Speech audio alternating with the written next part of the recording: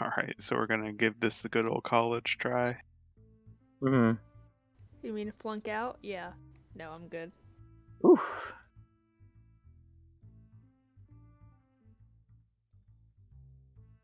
All right, well, welcome everybody to our. Let's call it an episode of Masks New Generation. We are gonna do our best effort to engage Dr. Young as we promised last week, but unfortunately, our muscle sheeb and Jalim, with her always present gun, are not going to be able to join us tonight. So F's in the chat. Have to pay respects. F F's in for the chat. effort. And that's why you failed college.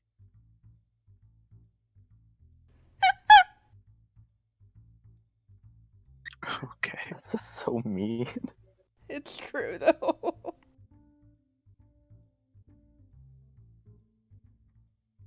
Okay. Crippling life regret aside. So it was raised in our in between session communication that our players had the lovely idea of running a distraction, of trying to lead Dr. Young astray, given how they know he likes to outsmart them. So actually, Void Spawn, you could kind of explain a little bit of what you guys were thinking with that. Well, our idea was to basically have a couple of us go out and just be spotted around town acquiring all sorts of random things and just hopefully have Young and his best minds trying fruitlessly to figure out what we could possibly be planning that involves gathering these things when we actually just have a straightforward plan of assault. As this group of teenagers has proven, they are nothing if not blunt instruments.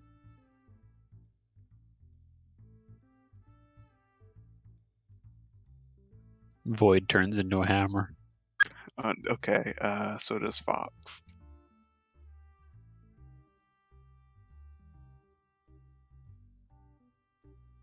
All right, so that will also provide a sort of convenient narrative occupation for Jillim and Muscle Sheep and the others. I'd say that once kind of agreed by your group that some of your team would be running sort of diversionary tactics, while the core group that decided to risk going into Young's lair have descended down. Now I'm just imagining Muscle Fox as a hammer saying, "You must sharpen your weight." How do you sharpen? What do I need a weight stone? I think I need to figure this out.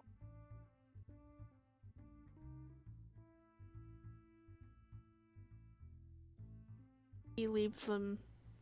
He and the people, Muscle Sheep and Jellum, that are out getting supplies, they get stuck at the hardware store because they can't understand why people would sharpen their tools in other ways but using their mind.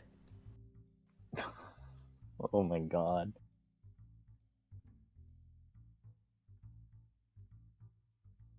But for these brave souls that are going to attempt to break their way into Young's lab, you know where it is. You've had the time and the opportunity to make your plan, scope it out. So how are you guys going to approach this? Because that's pretty much where this issue of the comic will open. Yeah, Void, what's the plan? Do the unexpected and go in the front door. Yeah, you guys do know there are two doors. Yeah, there's the super happy fun slide.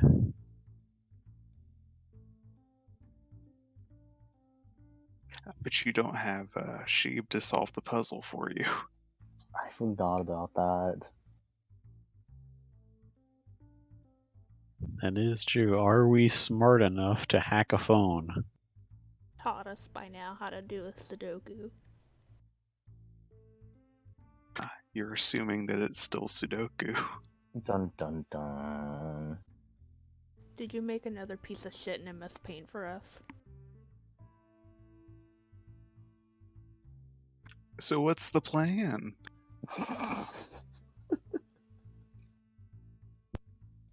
I'm trying to remember the main entrance, the one that isn't the slide. That came out into the sewers, right? Yep, it's another down beneath the city facility that Parasol seems rather fond of, as if many of these are actually kind of connected.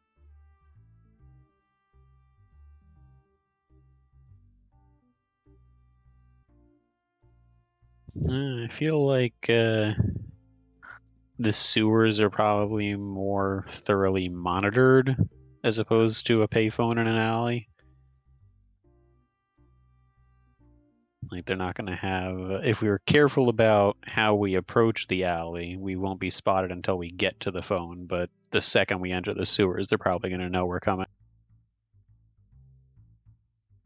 Yeah, especially since we've been trapezing through there quite a lot recently.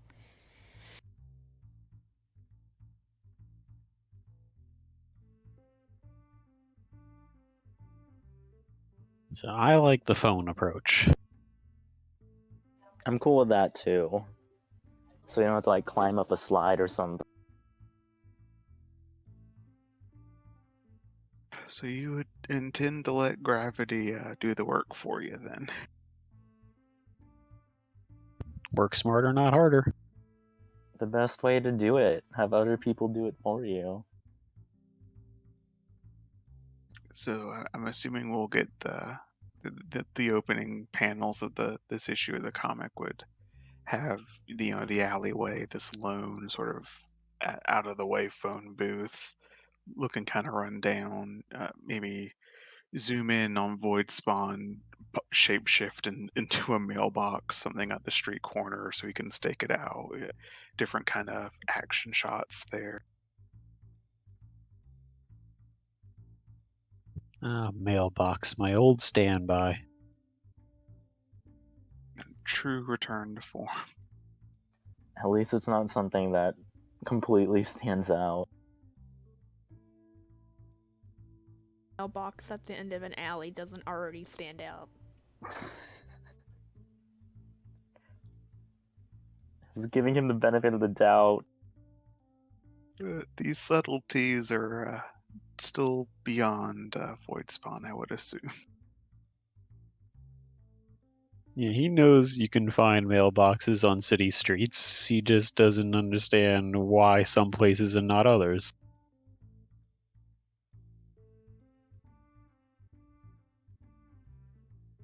But at whatever agreed upon point, some signal goes out. However, your characters would have communicated that. You guys make a break for it. You get down the alleyway, just the three of you, and arrive at this phone booth, which again is pretty small. Maybe not all of you are going to fit in right away.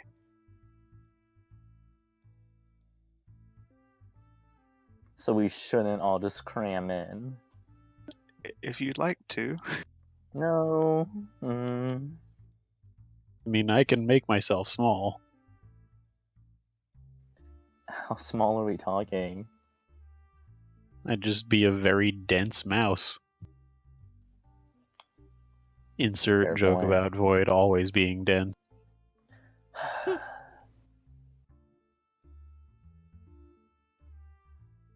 Now, you'd reach terminal velocity on the slide faster. If we were more dense.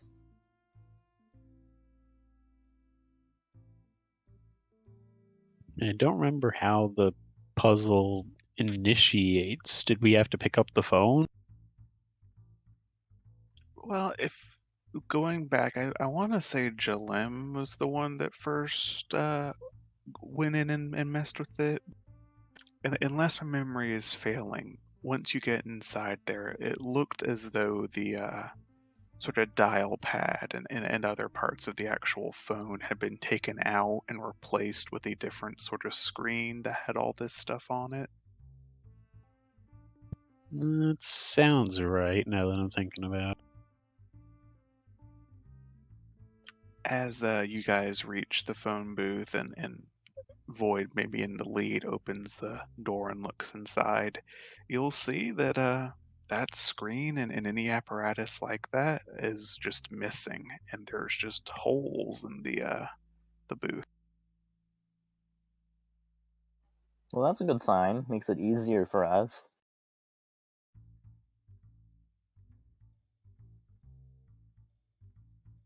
Man, I just got the weirdest sense of deja vu, like I'd heard that before, but I can't imagine why. Heard about holes? Like the whole thing, the whole scene of the phone booth missing its parts. This is really weird. I don't know why that felt like I'd heard it before.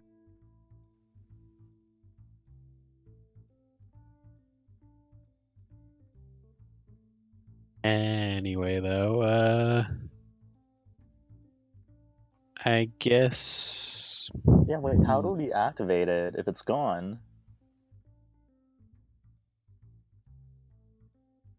Would you Well, like? Go ahead. Sorry. I was gonna say, you said there's an actual physical hole where it was. There is.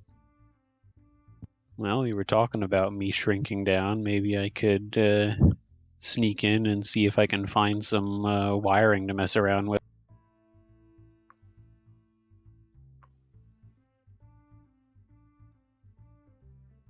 We don't have any better ideas. So, go ahead.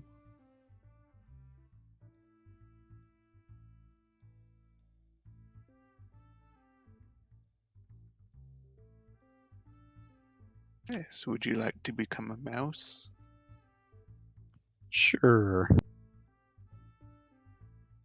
Right. So as you guys are kind of piling into this phone booth, Emily and Highlight would just watch as their nominal leader at this point continues to shrink and become a little tiny baby, somewhat oddly gray mouse. An overlord. All hail the mouse overlord. I am about to become a copyright-free electric mouse. Uh,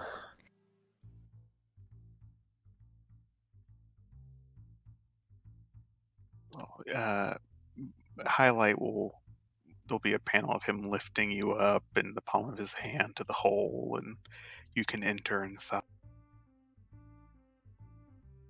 What first greets you is just like broken plastic kind of material, which is where whatever technology that used to be here was housed. But as you go deeper inside, looking for this wiring, I will need you to make a power take a powerful blow check. ooh.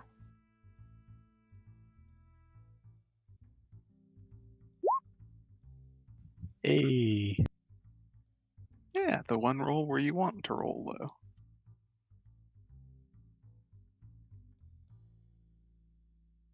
So those of you outside the booth would maybe hear some muffled action in there, but the comic would show as you kind of shimmy your way down, scooch inside this phone booth void. Very narrowly do you miss a mouse trap that had been set inside here. What? Wow, they knew. one step ahead of the game. The hammer of like or whatever it's called, the part that closes of the mouse trap, is in fact decorated with a very tiny little Jack in the Box face.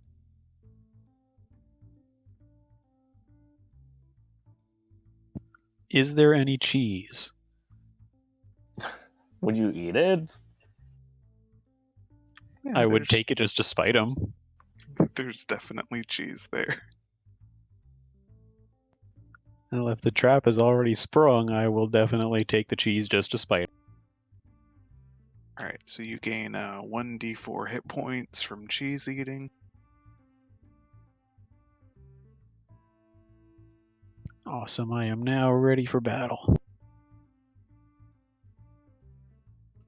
Deeper within, you will find not electrical equipment, which you were hoping to find, but eventually just what looks like a drop that will take you down sort of into the wall and eventually lower down this booth.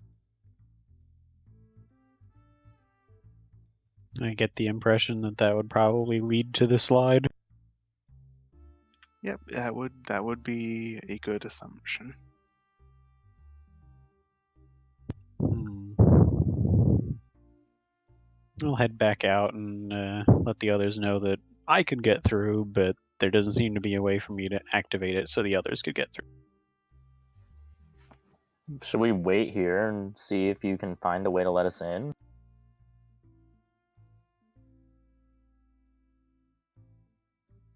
I think we had talked about exiting back out through the slide, and Nary had said that that wasn't an option back when we were in there the first. Hmm. Yeah, you can't really climb up the ramp. It's just a way down. Yeah, so I can't imagine that there is a mechanism at the bottom of the slide that would allow me to open it up for you guys Hmm. if it's not a two-way trip. That bites. Should we try something else then? Well, we could try to move the phone booth manually. The tunnel's still there. It's just a matter of getting access to it.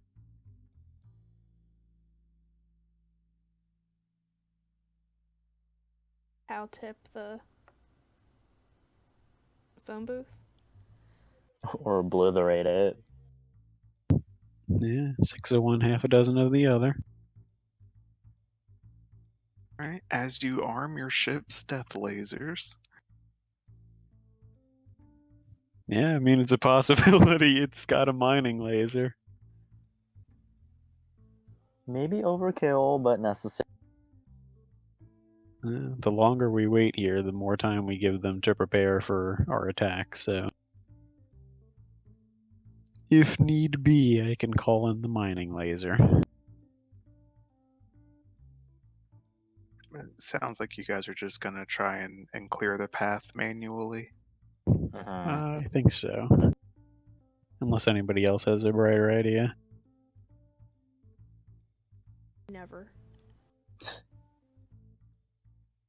We'll just do how about a group directly engage a threat check. As the phone booth has become your threat.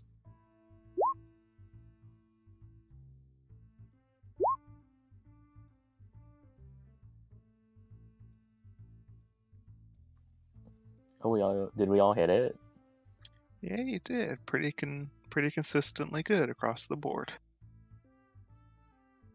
We're no muscle sheep, but we do alright. Like 3 of us. Yeah, thankfully, Herculean strength isn't entirely necessary to clear out a phone booth, especially one that appears at least somewhat mobile, as if maybe it was kind of meant to move around to an extent. And you guys are able to definitely clear some of it out of the way, kind of scooch to the side, and reveal partial access to the ramp, but not below. Partial. Enough for y'all to fit down, but did you want to topple the whole phone booth over, or were you trying to be a little subtle? Ah, And if I'm we've not good got at subtlety, access, but I'm fine with just going in now. I don't think we need to wreck the place. We can come back later and cause havoc. agreed. Always true.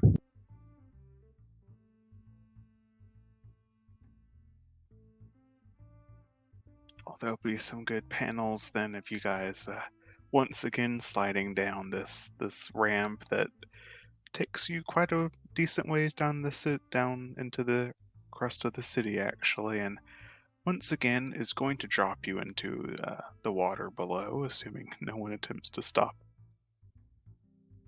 I just realized it would have been a really nasty surprise if Young had drained the water.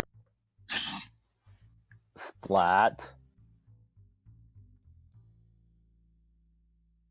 End the session a little early today. We take the rest of the time to roll new characters.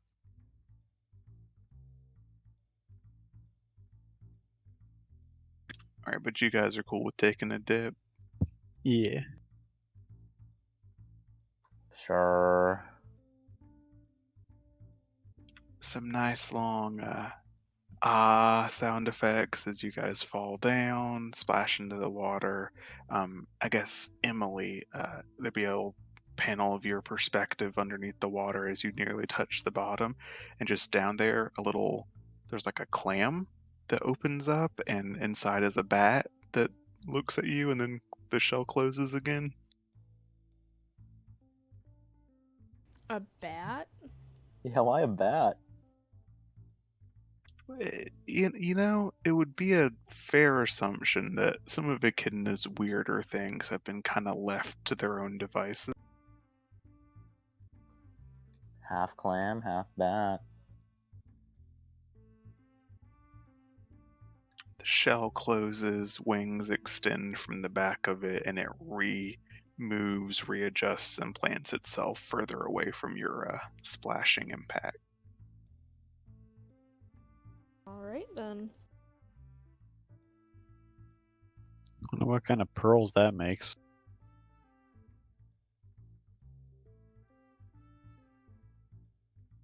But you guys break the surface, you're let back out into this sort of drainage area. You come up and get onto the solid ground, and you're once again greeted by that normal door, electrically locked, that had shocked you on the previous entry void.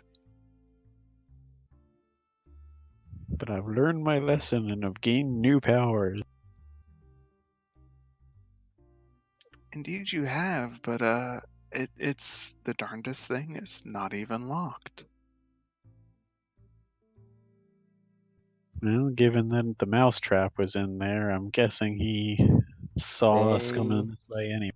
Mm-hmm. He knows we're coming.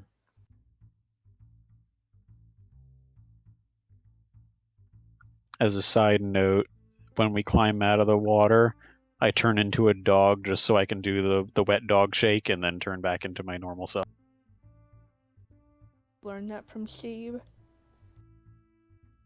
It's the best way to dry off.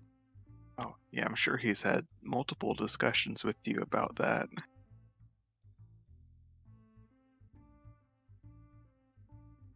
You enter through the door that was not even locked. It closes ominously behind you, and you're once again greeted by this long tunnel with multiple doors on both sides of it. You can peek your heads in there, more of these empty sort of lab spaces, and indeed, they're very empty. Everything that used to be in here is very largely cleared out. The space is hauntingly empty. Oh, before I forget, because it just occurred to me, I'm assuming as part of our prep work we would have taken the vials of the young resistance potion with us. Would we have drank it, or we would just have it? I remember it being a very short-term effect, so probably best to save it until we know we're going up against him directly. Mm-hmm. So each of you have brought your potions of mind control resistance. I'd say because there's only the three of you here, and since this is like a smaller squad you've got going in, you probably had a little bit left. Not a lot, but maybe 2 or 3 more uses, probably back with the rest of the team. Mm-hmm. It stands to reason. We would have tried to make enough for everybody at the outset before we knew what we were doing. So keep track of that in the canon in case it becomes relevant at some point.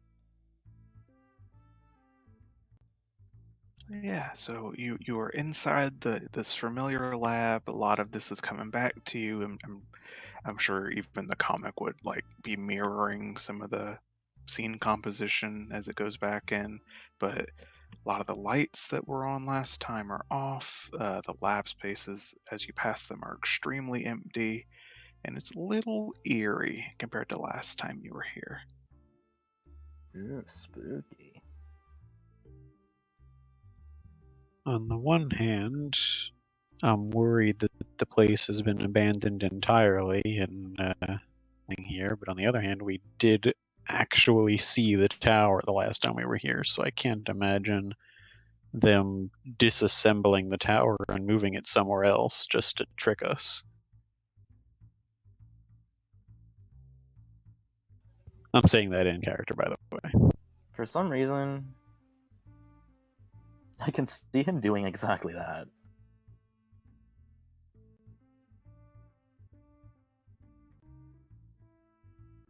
It's not impossible, it just seems like a lot of extra work when he could just, you know, have us killed. I guess we're gonna find out. But as the narrator would say, pose a question for you to consider. If he wanted you killed, why did he let you go the first time? Hmm. We just a game of cat and mouse. But Right, that's a 50 DKP minus. damn it, babe.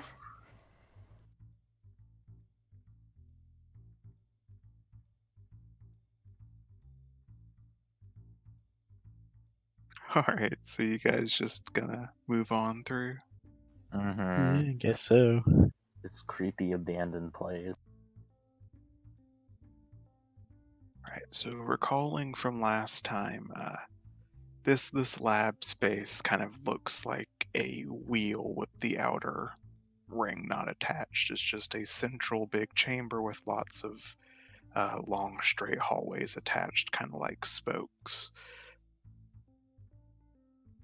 You know from last time that at least some of them led down to alternate entrances or holding areas. That's where Neri's group managed to find Sheeb being stored here. But as you guys make your way into this central chamber, once again, you see lights off, a lot of darkness, not very, very few people, but centrally in this large circular room, that tower is still there.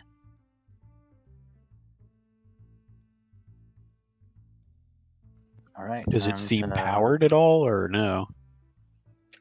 It That's a good does, question. and the lights are on up top. If you remember, there was a room atop it the young had created, kind of like a little classroom space. Lights are on up there. Yes, he's up there. I'll be ready to drink those down as we make our approach. It's always the room with a view. As the camera pans around, you guys are taking in this space. There wasn't a ton of them, but I mean, there were like guards and other scientists here before that seemed to have vacated. But as there be a shot that settles on the doorway of this tower, there is someone standing against it, resting their back on Who is it?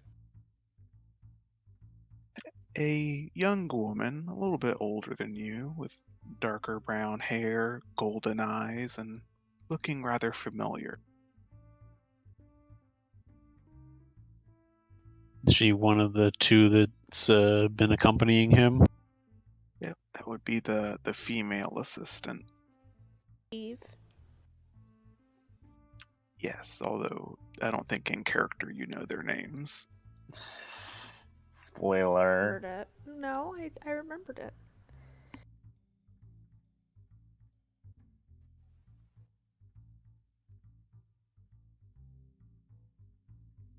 And I'm trying to think. I feel like maybe we did actually hear that at some point, because it does sound vaguely familiar. she said it at least in narrative, because when I was exporting the past episodes, I remember hearing it, but I don't know the context of hearing it. Oh, hey, maybe I did. I thought that was still like yet to be determined. It's possible we just didn't hear it in character. But either way, known or unknown, she is seemingly content to wait at this farther part in the room for you guys to approach. Although her eyes are definitely on you. Ooh, she knows.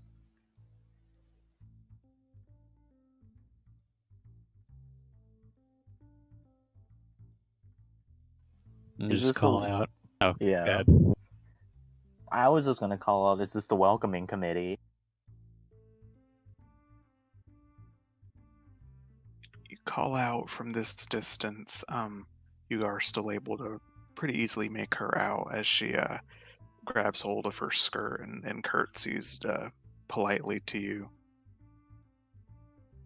Looks up and just says, "The professor is waiting for you above. If you would please come closer." That's so suspicious. Is this young, or do we actually have the pleasure of speaking to somebody as themselves? I'm asking She's that to her. Yeah, she'll smile very impishly and say, "I believe you are confused on a number of things. The professor will be happy to inform you of your indecision." Sure. I'd approach. "Tell me, are the others not with you? The professor was counting on the uncouth one, was she who controls the plants, to be present?" She's occupied. We kicked them out of the club. Kidding. She shot one too many innocents.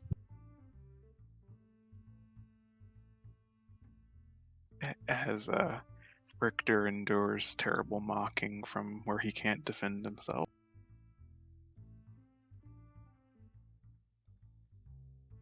Somewhere Uh, he's sneezing. right.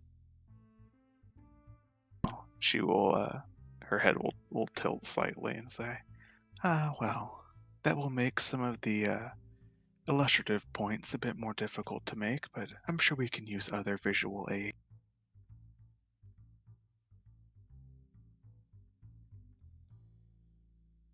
What is it that you hope to convince us of? Convincing is not ultimately the goal, merely education.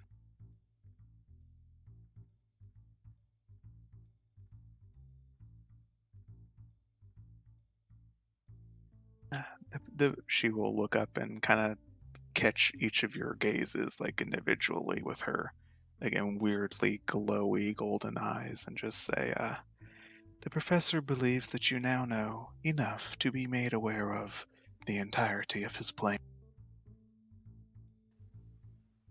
Is that good?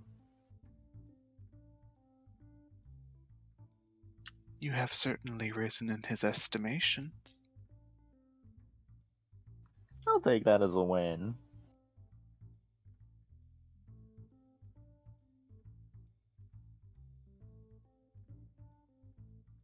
Well, I know Dan said he'd approach, and assuming if the others of you eventually do, you will receive the same treatment, as she bars the door and simply holds out her hand and says, "We do not wish for any unpleasantness, but for that, our safety and for yours, would you please leave any weaponry with me here at the door?"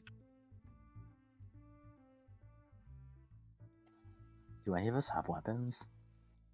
I don't. I just stand next to her.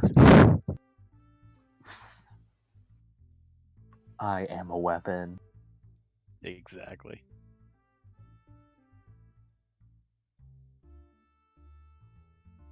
I guess, yeah, Void wouldn't have anything terribly, and neither would Highlight, but Emily, she will kind of, her gaze will not blink from you as she just looks at you in your helmet.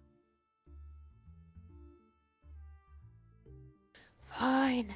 And she'll take the boombox off, and then also probably hand over her keyring, which might have a can of mace on it.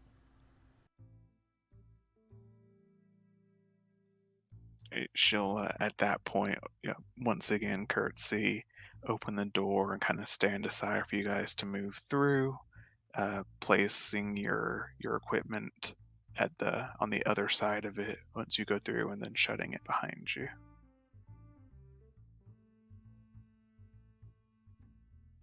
What do we see on the other side? First, stairs that will take you up and further into the tower.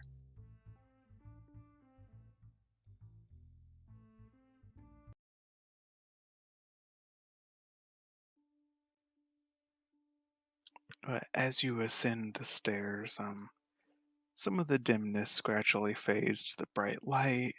Uh, it's a comic, not sound, but you could almost envision the sound of strings and another classical music increase in volume as you get closer.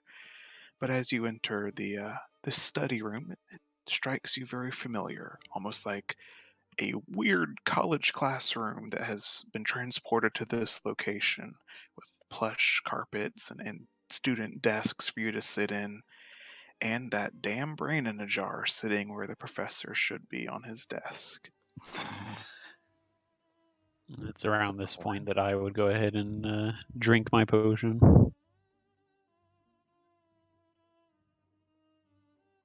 I'll do the rest of you, or just for my calculus. I won't yet. Can I go down the middle and drink half of it?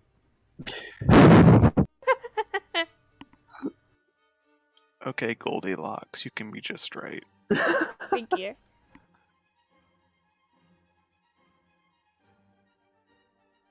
So you enter this somewhat cozy, if it had not been in such creepy circumstances, room, and the jar. Uh, I say jar. It's almost like a perfect sphere, kind of like glass ball that he's submerged in, and it rotates slightly as if it's looking at you as you enter, and his voice fills your minds and says, "Finally, you have come. Please take your seats."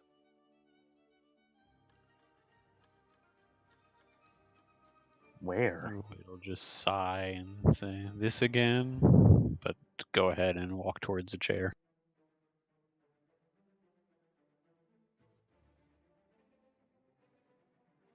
If it doesn't matter, I'll just sit next to Void. Sit on the other side. Alright, so the trio takes their seats, facing him and the chalkboard behind him. The sphere rotates again slightly to keeping you in eyesight, question mark?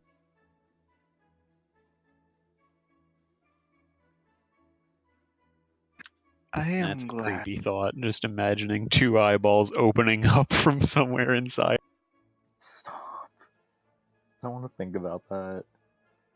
It's been a while since I described him, just for our YouTube audience and in the comic here too. It's again like a pure crystal sphere filled with a plain liquid, and this brain is submerged in it. But it's not just a fleshy brain. There are these weird, like little mini metallic obelisks that are jammed inside the gray matter at certain weird parts of the lobe, and gold light that trickles through almost like cybernetic veins at certain points through it. Purry.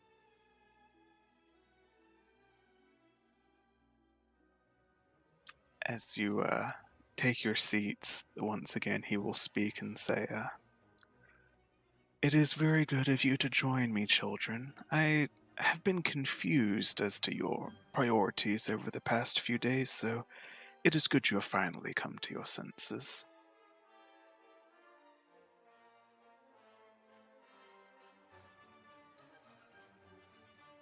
Wait, come to our senses.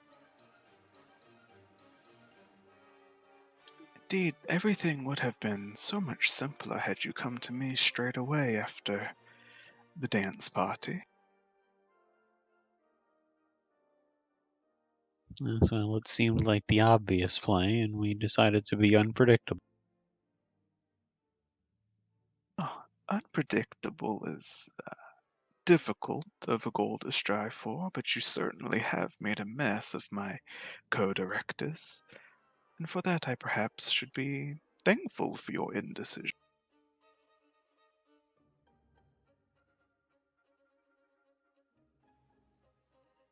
Why? What do you mean? Come now, you're not slow on the uptake. You have been able to defeat Echidna and wound Belladonna quite significantly. I mean, such capable young children should not be, this dense. No. Him? Maybe. Maybe. Point registered, so the intelligence of your group is not evenly distributed. Whom then should I Absolutely speak? not. The smartest among us, Muscle Sheep, isn't even here. Valid. Truly, what does that say about us? We're geniuses.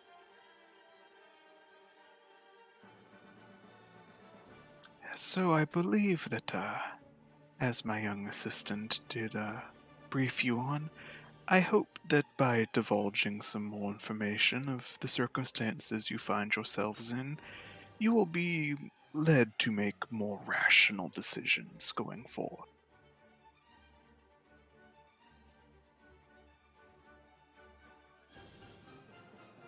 You mean decisions that would benefit you? Mutually beneficial, my lad. Is that not the most advantageous arrangement for us both, given the circumstances? Well, it certainly seems as though you want to keep everyone in the city under your direct control, which is not really mutually beneficial for anyone. Yeah, I don't see how this could ever be a win-win situation. There, at the time, you guys would see the door that you came through opens back up and closes, and Eve reappears now, and she leans against that door and just curtsies to the professor, keeps her eyes on you, smiles gently.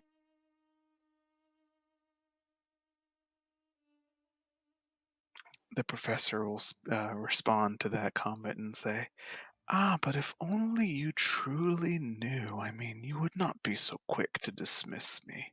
Not with all that I can provide for you and this city."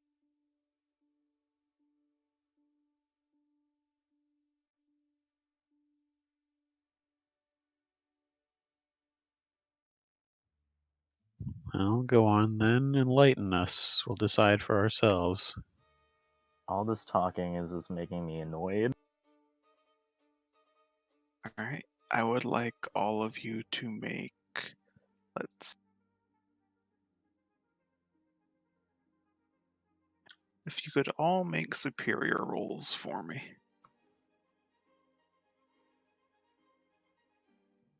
Damn, the one time.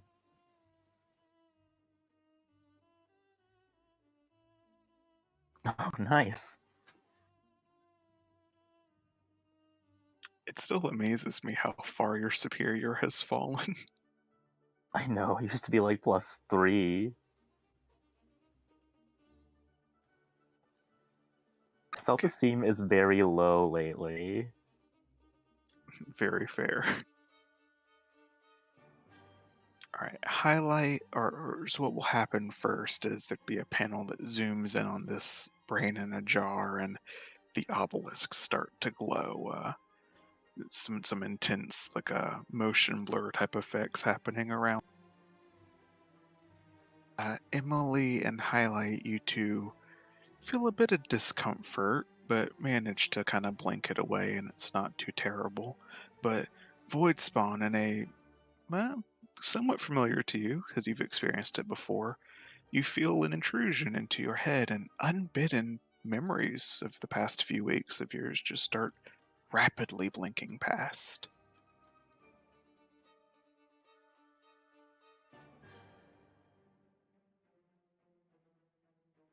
Uh, well, I know he's done this to me before, and I don't think there's much that he wouldn't already be aware of at this point, so I'm not too concerned about it. The slideshow stops abruptly on one of the later conversations you had with the observer. That night you tracked him down to get more information about the directors of Paris. Stopping there, the professor will continue. Yes, there. I believe you have already been made aware of the situation our company has found itself in. 4 sub-directors, no true throne to be claimed, no guiding voice to lead the company.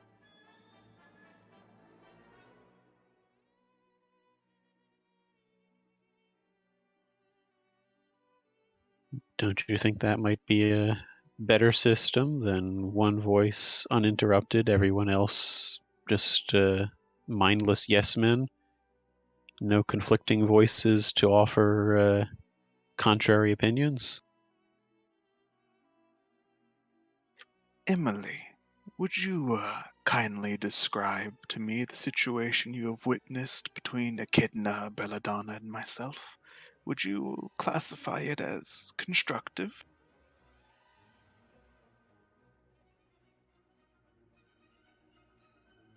Um, just now saw the commercial comment. I don't know. You guys seem to be doing okay, I guess. Was it a power struggle? You may call it that, yes. Belladonna, as ruthless as she was, lacked mental faculties, and Echidna was helpless, truly, a nutcase, but a useful one. But you couldn't play nice. Well, we all had aligned goals, but different interpretations. I'm not sure if you have ever been made aware of Parasol Biotech's true goal to pursue Pandoran development, further mutation, to take our species yet further. So how would Echidna have this done? Splush together a mismatch of animals and create freakish chimeras. Belladonna wishes to clone you all and replace the originals with vegetables. Now what could I offer you? Obedience, control, direction. Surely you agree this is more in line with our motive?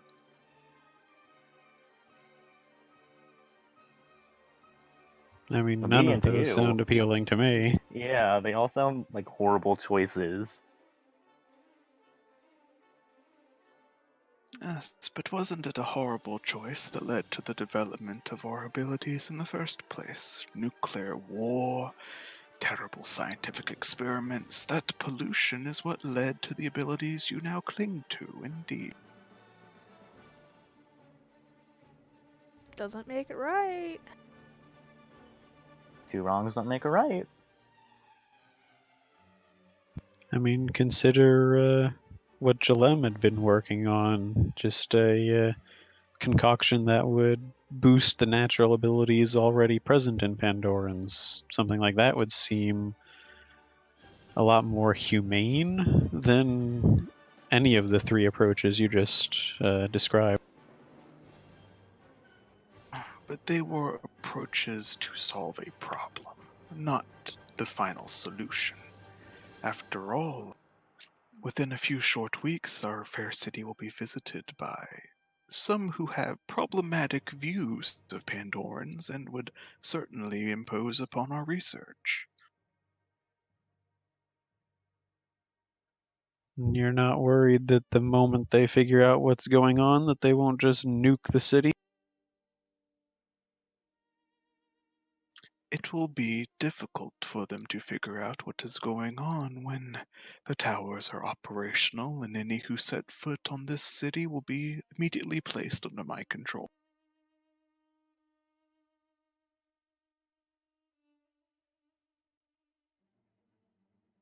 I was under the impression that certain indoctrination had to take place first, the tainted water supply. Yeah, that was your fault. A water supply was a first step, means to an end, lowering your resistances, which you seem to have increased. Have you stopped drinking water? I mean, we have been drinking a lot of milkshakes. Not wrong. Oh, that is terrible for your waistlines. I do appreciate the intelligence of the move.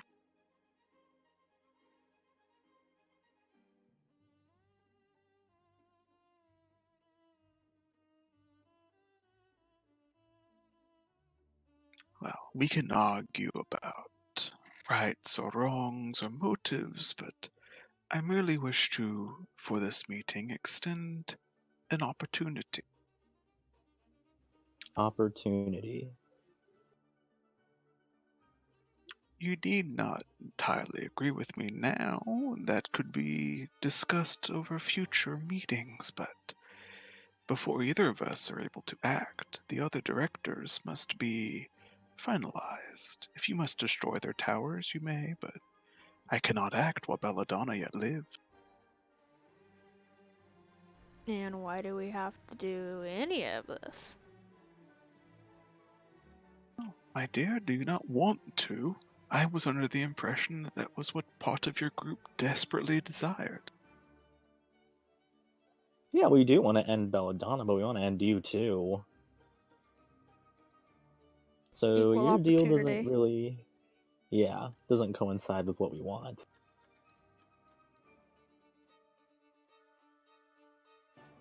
So If there, nothing else, taking you down first might make Belladonna more cooperative if you all hate each other as much as you seem to.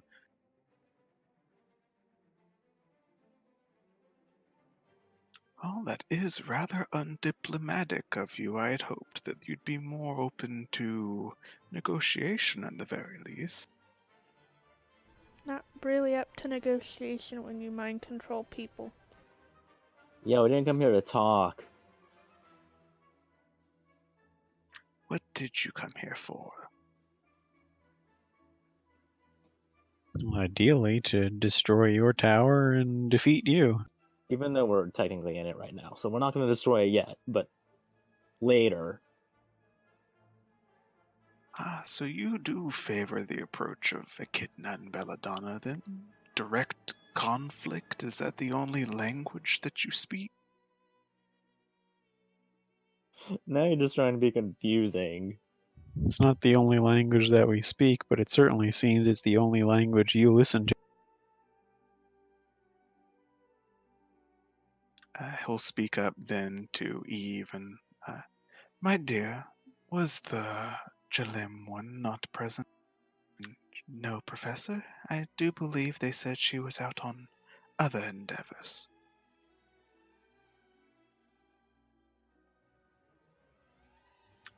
Let's see.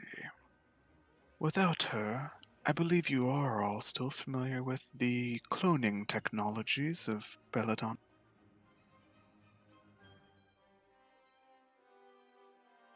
Not Mm-hmm. especially, but a bit. Yeah, we know that Jalem and Neri are kind of the same person. It's not strictly accurate, but sort of.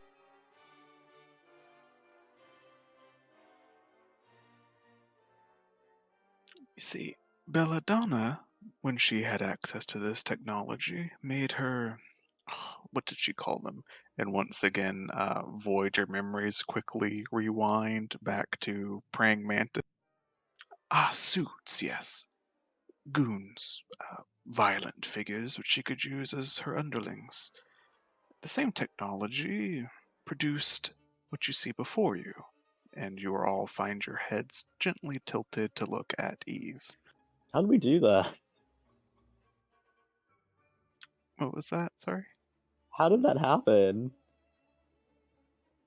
Like, just automatically? Like something controlled our heads to look up? Yep. You feel a slight crick in your neck, and boy, your head turns. Ooh, that's weird.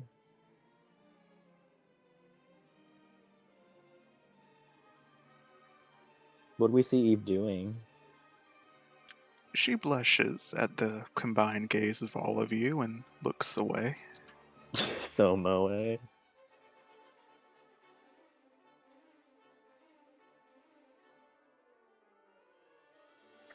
Voidspawn, you have interacted with Neri. You have seen the incomplete creatures Belladonna has made. Surely you would agree that her technology used by me was more effective.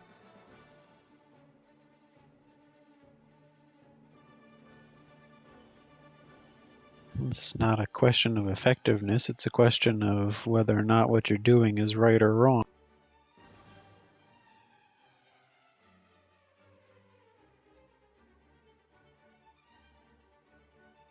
Simple minds, unelegant, unable to see nuance and depth. Well, that does, unfortunately, complicate my plans. What nuance would you have us see? You're controlling people's minds against their will. You'll hear a delicate cough, and Eve will speak up. My father does not control my mind. Wait, you're her daughter. What? Did we know that? No. You're related? Talk about nepotism. My brother and I, Adam, were cloned from the professor. We are his perfect descendants. Oh god, I wish that wasn't his name.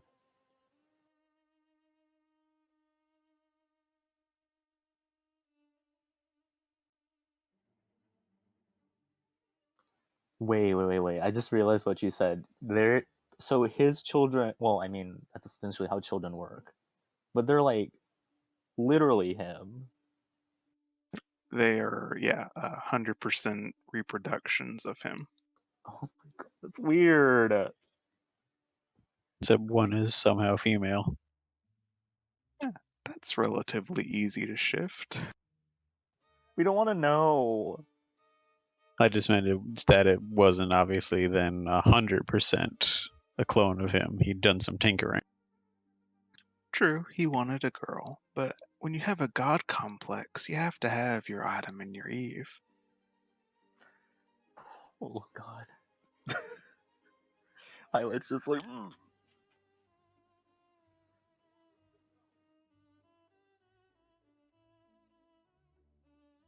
Void has an idea and then immediately forces himself not to think about it. I think I had the same idea. Okay, well, why don't you guys roll superior checks again? All of us. Yeah, if you try not to think about something. Oh thank god. I'm not in the loop, so I'm probably not gonna roll. What is Emily thinking of right now? Milkshakes. Must be nice to, just create children when there's people that need adopted.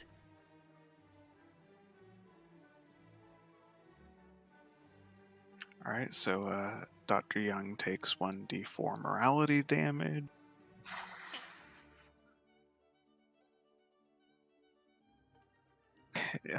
Last entreaty then. Young will pipe up once more and. Last chance. Are you not even willing to hear me out? There will be no negotiations between our parties. There's no way we can negotiate with you. I mean, I have a feeling you're gonna talk anyway, but the answer is still no. Yeah.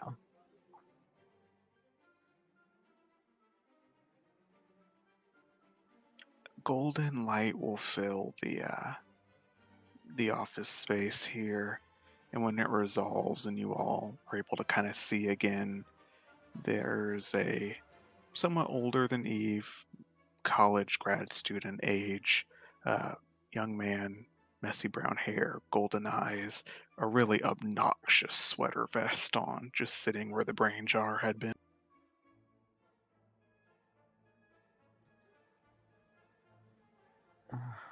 Is this Adam? Are you Adam? No, that is the professor. Okay. Wait, what? He'll cross his fingers under his chin and look at you all and say, "Well, no more games then." And, oh, sorry, go ahead. So his children are the same age as him? They are about your age. He is like grad student age. Yikes. Oh, so we all. Yeah, that's weird. So we all got young. They all got young. So the question is then, did they grow super fast, or did he use other people's bodies for this? Well, you guys kind of know the answer to that because you are friends with Neri. That is true. I don't want to think about it. But it could also technically kind of work like it did with Jalem, where it was a consumed seed of power. I hadn't thought of that.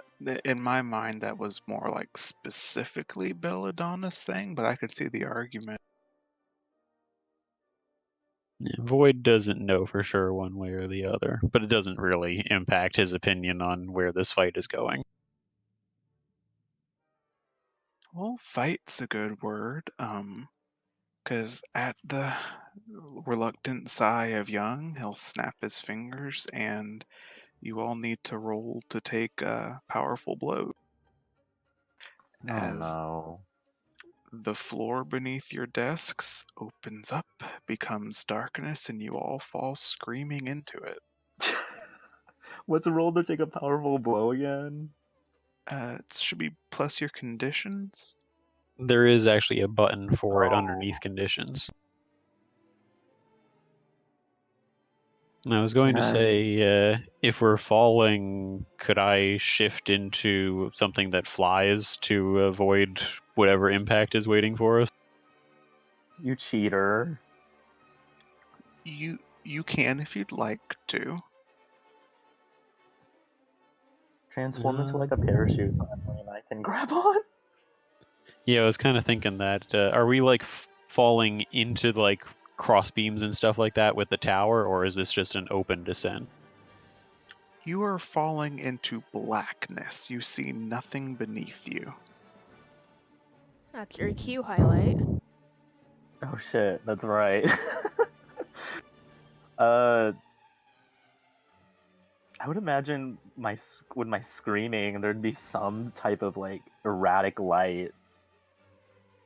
Yeah, it would be. I'd probably try at first to shift into something big enough that I could try to catch the other two. So, like, to use D&D terms, a giant eagle or something like. Oh my god, be a rock. That's a bit too big. You can attempt to do so. You can definitely transform. I still need you to roll to take the blow, however. Okay. Ooh, that did not end well for me.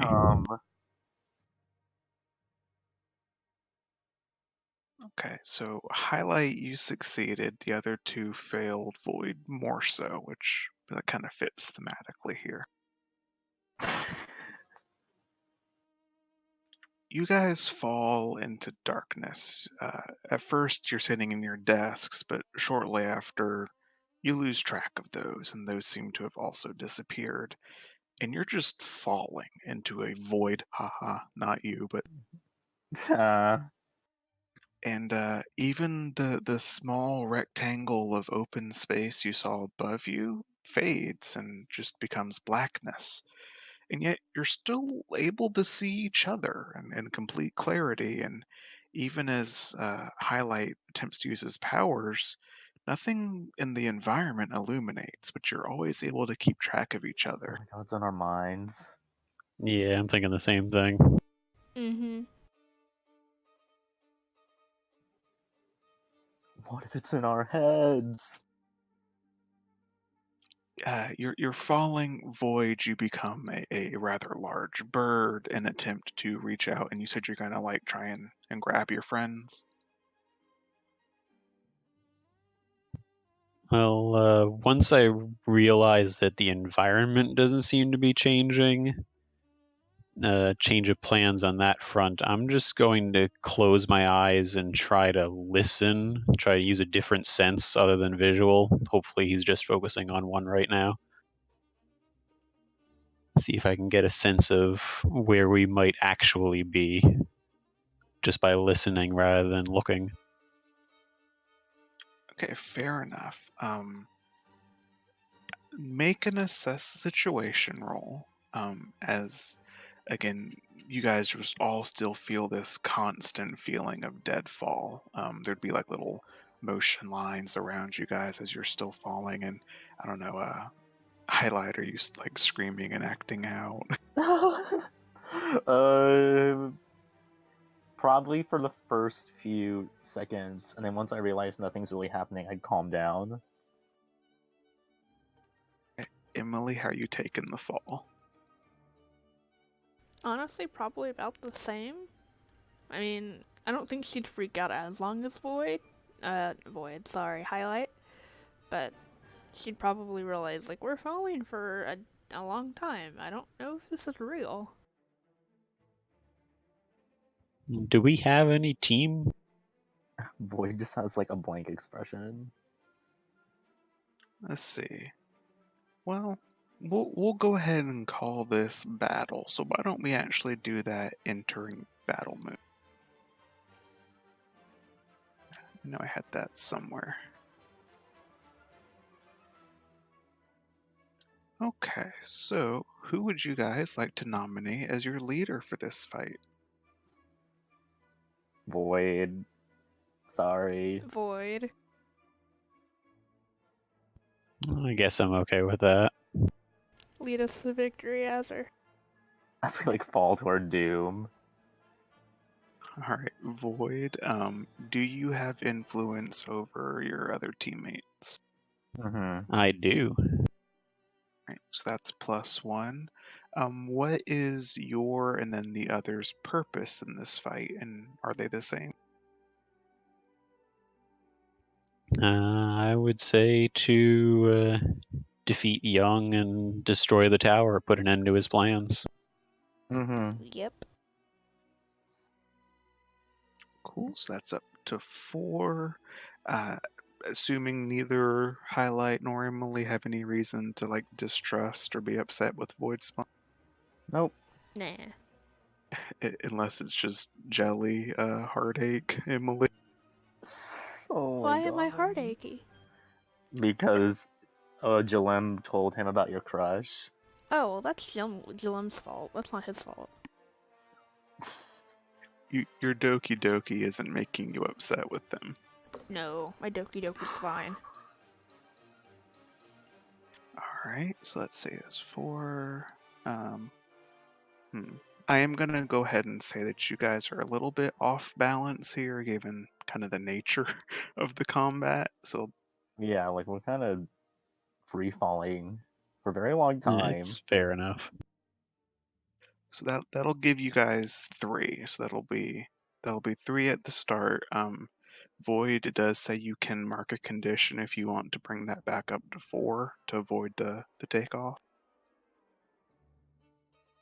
Do you guys think we can handle it with 3, or should I I think we can try to handle it with 3. get 4? Yeah, I think we can do it. Don't mark any more conditions. And I think we'll be okay. As Okay, long so as you've scaled the fight appropriately, I think we'll be okay. we will see. Oh You boy. twat.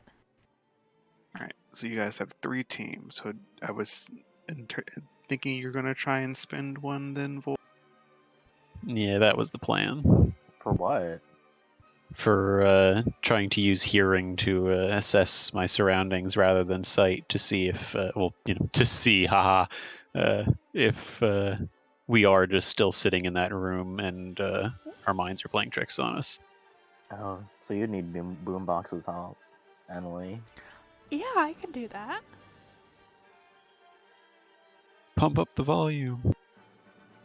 Right, so you guys start falling. Void kind of starts to zen out and try and focus himself. Kind of communicates that to Emily. You try and boost the ambient noise. So that'll turn that up to a partial success. So kind of describe a bit what you hear here then. Let's mark that down to 2 though. So the sound of falling is convincing. The wind whipping past your ears, the uh, starting to taper off screams of your friend Void Spawn, of your friends, Void Spawn.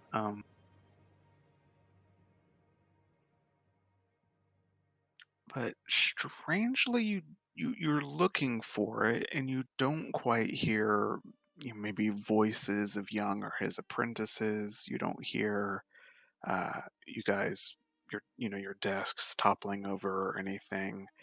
The illusion is rather convincing. Do I hear like rushing air, like the sound of falling, or is that absent too? No, that you definitely hear. The sound like of the fall is very realistic. Hmm.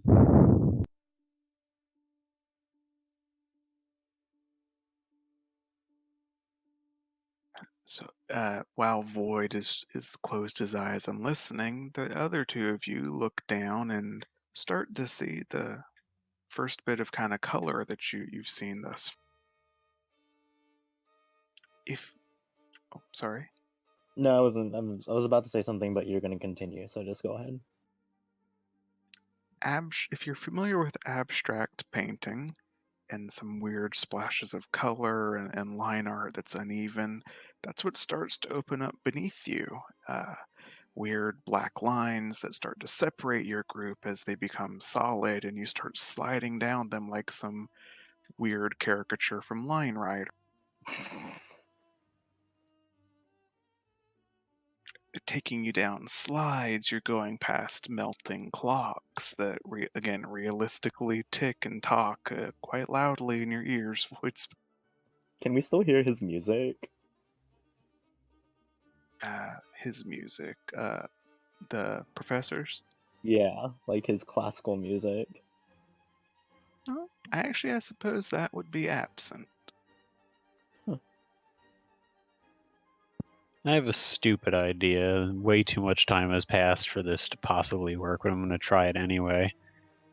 Remembering our positioning in the classroom, I'm going to try and lash out at where I last saw the professor, and if I make any kind of contact with anything, even if I don't feel like I did, just like the right amount of distance reaching out, try to nullify powers. You're just gonna like hit me or something. Okay, you lash out. You grab hold of what in this space is like a bust of the David or something. Like you totally grab his like go, and you attempt to nullify powers, and a large open white space, like a void, just white out, and the environment opens up, and your arm slips through it, and then takes the rest of you, and you just seemingly fall out of the frame of this picture. Oh no. Now I'm just in blank white space. You fall and you hit the ground just being white. Do I see highlight and beatbox? You look back up at the portal that that you had created, and it's still there. You can see the weird colors through it. You can hear the weird sounds. But other than that, it's like you're in the create a stage before anything's been added in like Smash Brothers. Also, it's just blank. Or I accidentally went past an invisible wall I wasn't supposed to and entered the negative zone in a video game.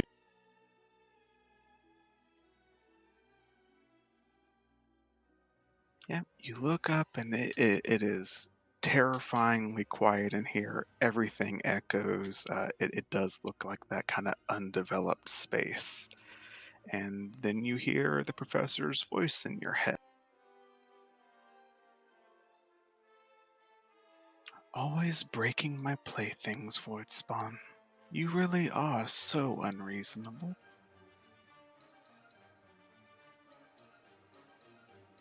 It's something about having an alien mind, I suppose.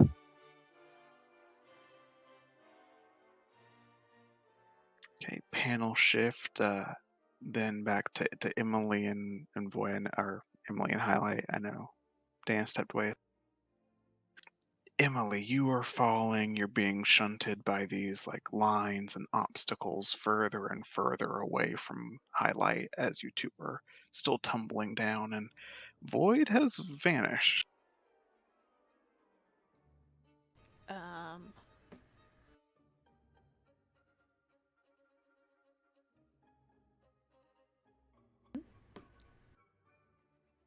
You gonna make any attempts to like lash out or stop your fall or anything? Or are you just gonna kind of ride it out?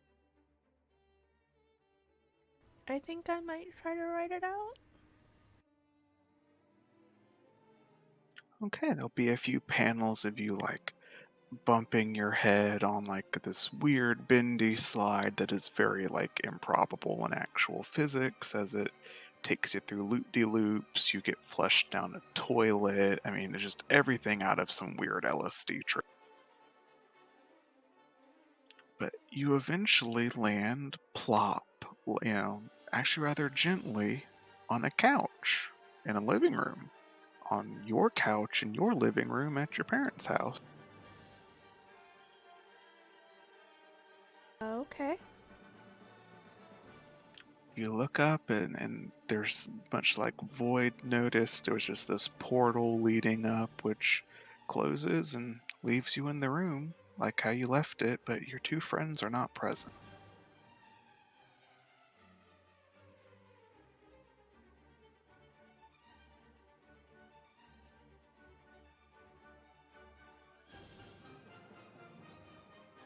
Are my parents there? Not in the room with you, but if you listen around, you think you might hear some rummaging around in the kitchen.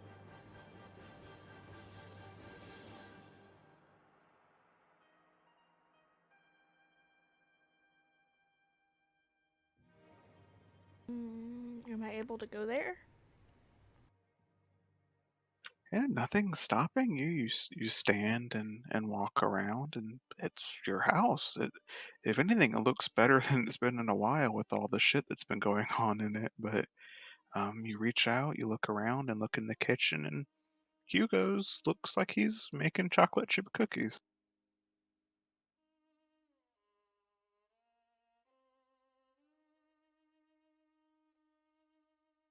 If it seem off. Oh, let's see. Make a superior check.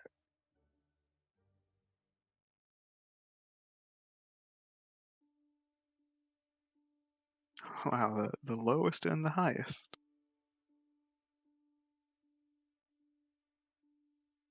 Let's see. It's not terribly off. If you're really focusing on it, some of the sensations do seem a little bit like hollow. Some of the noises kind of sound like they're a little bit distorted. But your dad's just beating some eggs to go in the cookie dough and humming a song that he usually hums. If this is an illusion, he got it a lot of pieces of it right out of your mind.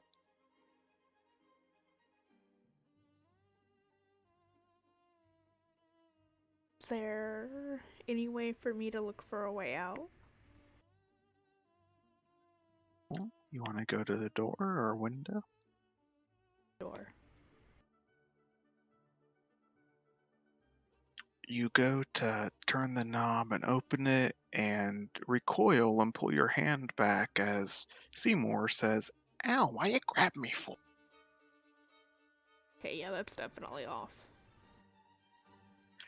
The doorknob has been replaced by Seymour sticking into the door. Okay, then, if that's anything to tell me that this is fake, then that's definitely.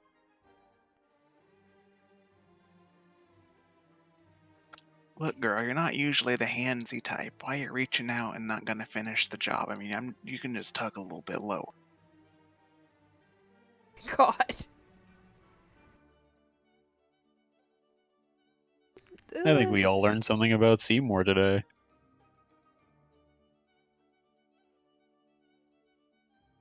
I think we all know this is fake now. Hopefully. Although, no, wait, this is actually all in Emily's head, so what we really learned is what Emily thinks about Oh Seymour. my god.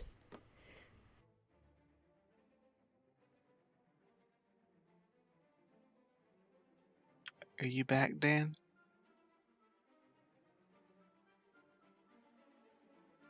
Not quite. Alright, back into the negative space. Void spawn, you're looking around and still not seeing anything other than Young talking in your head. Do you have an action plan while he talks to you? Something I'm thinking about, but I'm not sure how it's going to work yet, so I might try playing around in here, seeing if I can figure out how this place works before I make any attempts.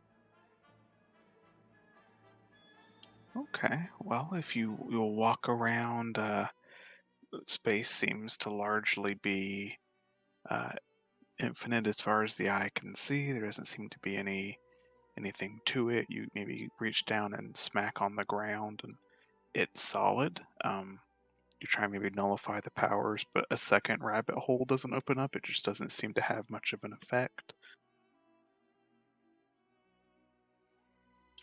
Something will happen though.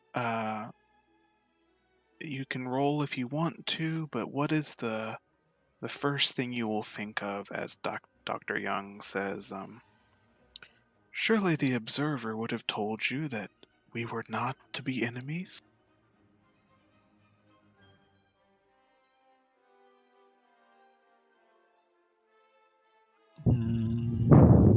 The first thing I would think of is I have no idea what he's talking about. The ground beneath you would ripple and shake, and you look down, and instead of white, it's just patterned question marks, but that fades almost immediately upon you looking at it back to white.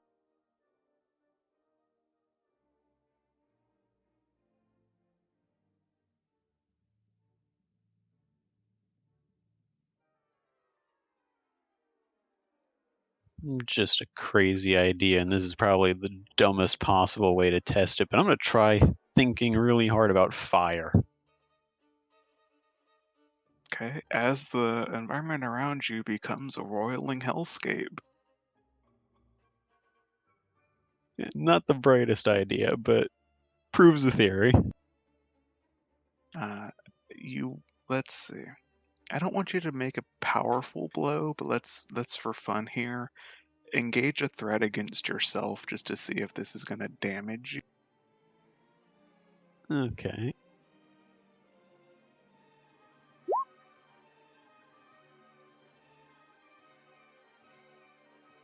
Yeah, the flames are brief, but they are intense, so you're gonna need to mark a condition as you are briefly caught in the conflagration.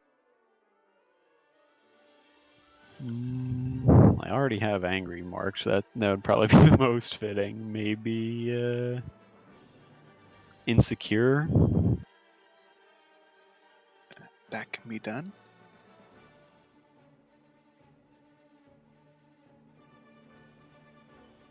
Repeat over the course of your investigations. Just the comic would have uh, multiple boxes of young, sort of golden text narrator voice, just, come now, you were supposed to be the logical one. Think about this, Void Spawn. Would you really let your people down by giving in to your emotions? Just repeated phrasing like that.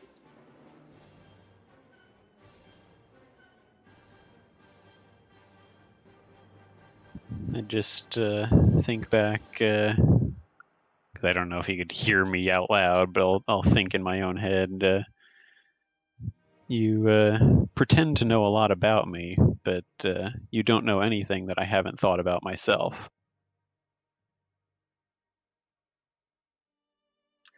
In a weird Legend of Zelda water temple Shadow Link scene, you just are looking at yourself like a perfect mirror that fills the space in front of you. He looks at you, he mirrors every one of your actions, your facial expressions, before twinkling out as your brain moves on to something else.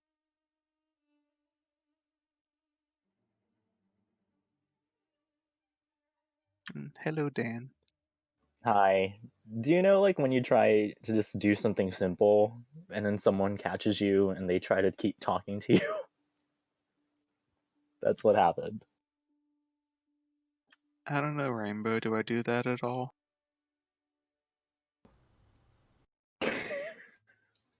Yikes. I feel like I just catch you talking sometimes. Thanks.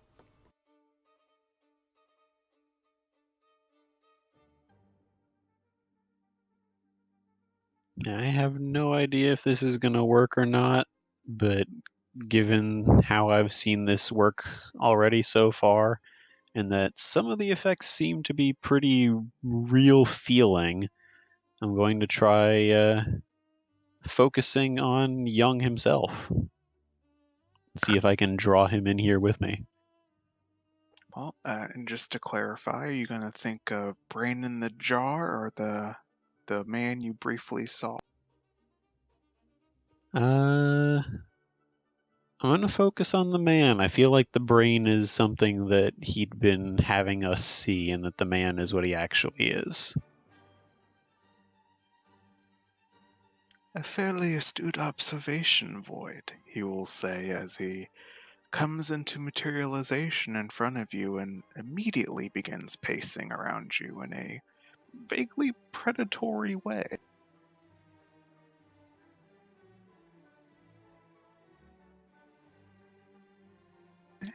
Scene transition, and then for you to catch up a bit, Dan. Void Spawn fell into the negative zone, and he's trapped in there where it appears his thoughts affect the terrain around him. Sounds about par for the course. Emily landed in her house where her dads are making cookies and everything seems normal, except for Seymour being replaced with the door, or the door being replaced with Seymour. Okay. And at that time, the panel will go back to you. You still fall through this weird smoothie of modern art, and you fall and hit a cold wooden floor, but gently, not like the holes. Just like dust myself off. Where the hell am I? As you start to pick yourself up, a familiar noise sounds out, a spotlight turning on, and it focuses on you, and then more, and then a whole fleet of lights, and then the crowd starts cheering. Oh, nice. Just start like, what's the word? So struck by it, you know. So I just like bask. There we go. I'd bask in it for a little bit. I forgetting that's not even real, probably. Yeah, there'd be a nice wide panel of you on what is clearly now a stage, the center of attention, an auditorium of people, probably more fans than you ever had at the height of your popularity in real life, but they're all screaming their heads off as if they're seeing the farewell tour of MCR. Hey. Really? I really want to imagine that if he looks closely at the crowd, it has that 2D sprite effect of like cheap, distant crowds in video games. Holy shit. Probably. Well, let's ask, highlight that question. What do you think of your fans? Do you see them as people, or are they just like digits in a spectator count? They're people. I mean, I appreciate them for helping. Would not even be the right word. For supporting me. And for, even though he wouldn't admit this, for validating me. So, So, yeah, they would be people. Maybe no one I could really make out.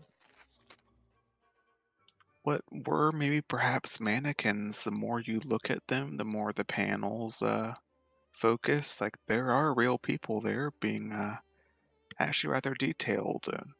Even, I'm sure some of the faces looking back at you, like in the front rows, might even be people you recognize from real life.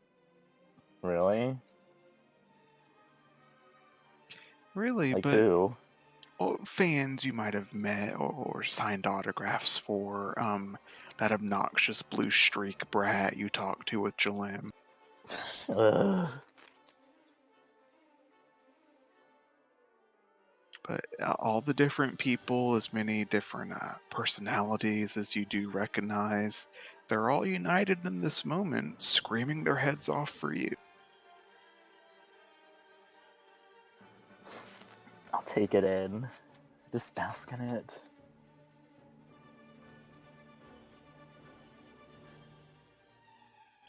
Then an announcer's voice will come on, and to the to the reader of the comic, it would be the same golden text of Young, but Highlight doesn't react to it the way he would if it was Young's voice. He just hears an announcer as it says, "And now the event you've all been waiting for, the man of the hour, the man of town.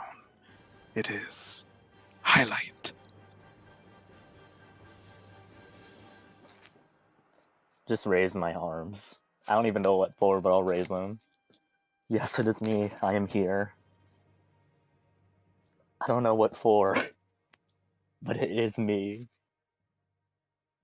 As the crowd screams themselves wild, back to Emily. Seymour looks at you disappointedly, but otherwise, you are free to move about your house.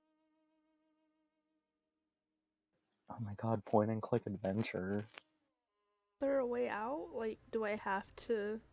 Can I try to get out through a window? I'm trying to get out of the, illusion. Yeah, you go to a window, and maybe as you pull up and look outside, you see your yard, how you left it. It's a beautiful summer's day. Getting towards evening, the sun's starting to set. Jalim's out there walking her 11,000 dogs. There's a good time. Everyone seems to be enjoying themselves. Jocelyn, who you now know, is out there sitting by a tree with Neri. They're knitting and eating Pocky and having a good time, but the window is nailed shut.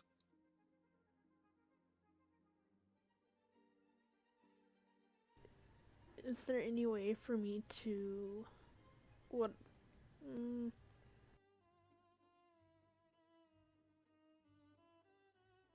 I'm trying not to think of this so D&D. Is she... Would she be aware that this is fake, other than the obvious? Is there any way for her to tell that it's in her head? Well, Emily isn't stupid. I mean, you know what's kind of been going on. You know where you are, at least where you were. You know that something's weird about this. You're not able to divine the metaphysics of it just by thinking about it.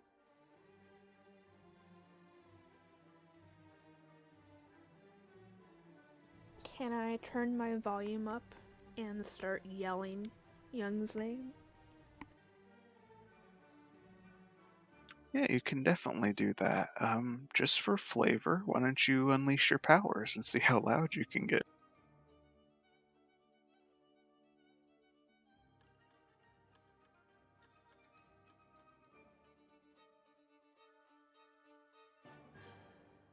You guys are rolling a lot of eights. Maybe it's just like lucky Role 8 play. day. Okay, well, you crank up your volume. It sucks you don't have your helmet with you, but even without it, the scream you start leveling then is loud enough to realistically shake the windows. Although they don't break, the rattling is realistic. Even from outside, these visions of Jalim and your other friends start to pause in their actions and look at you. Muscle Sheep bounds over to the window and cocks his head, looking through it, borfing at you.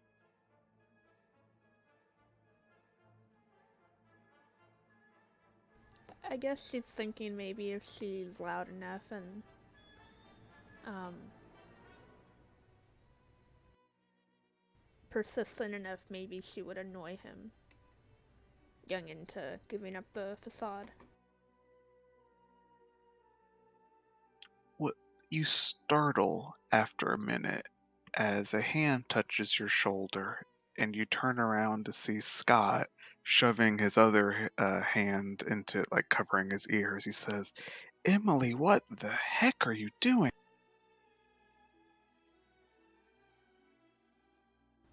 Uh,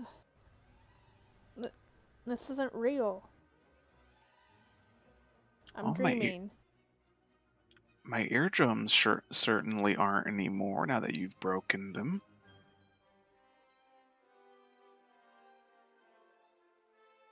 Certainly.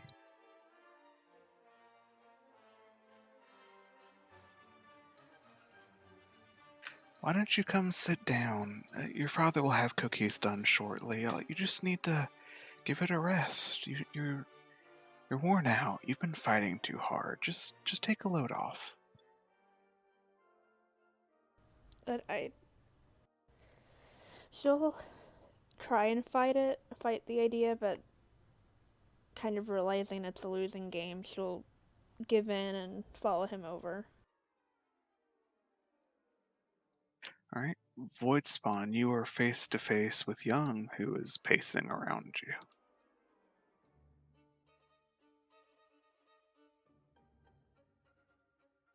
Okay, now it's time to find out if Young is actually in front of me or if this is a projection of Young from my mind. So I am going to try again to lash out at him and nullify powers.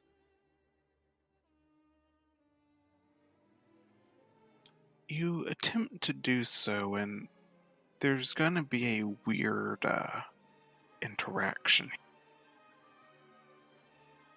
You attempt to nullify his powers, and the vision that amasses in front of you is a Young collapsed on the ground, weakened, unable to hold himself upright. But at the same time, you start to feel weakened, and your world turns topsy turvy. And for a minute, you revert back to your default blob form as your own shapeshifting abilities start to falter. Definitely my own imagination then. So once I start to feel that headache starting to swell up, I'll stop the attempt.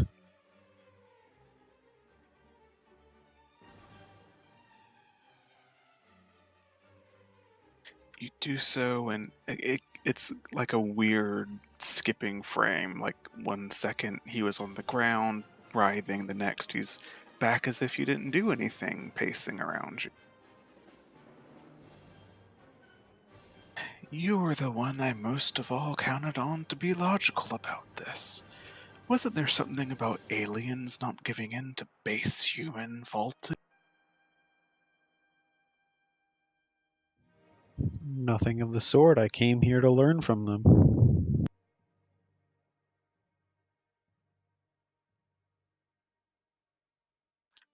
Well, I'm afraid that you'll just have to sit in timeout for a while then. I do not know how to get through to you if you refuse to see reason. Your friends will be more amenable.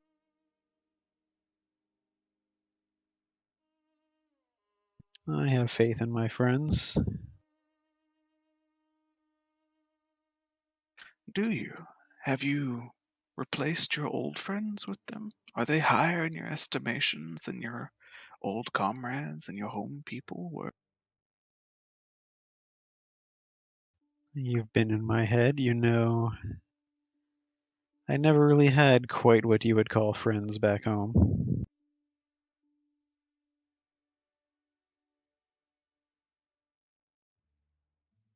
I see. So it is that emotional connection which makes you feel so compelled to protect this new home you have found. That is very heroic of you, Voidspawn.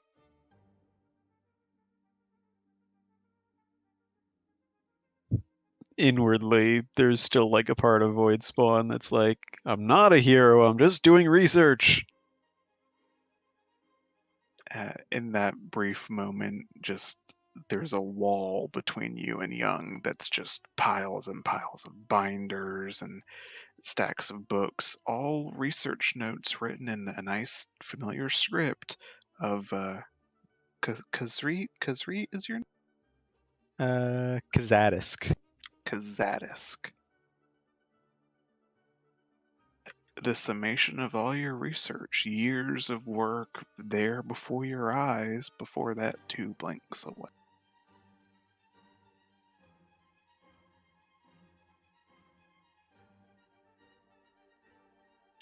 To the stage again.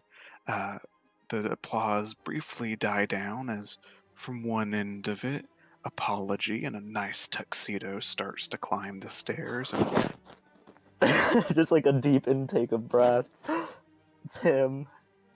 on the other end of the stage, Fourfold Justice in a badly fitting tuxedo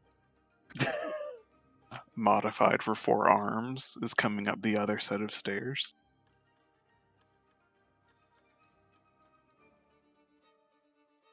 What do they have like an award or a thing or? Uh, Even as you suspect that, Fourfold's arms are now suddenly put to use holding a massive trophy. I mean, this thing's got to be a couple feet. Oh my goodness. And the announcer comes on again.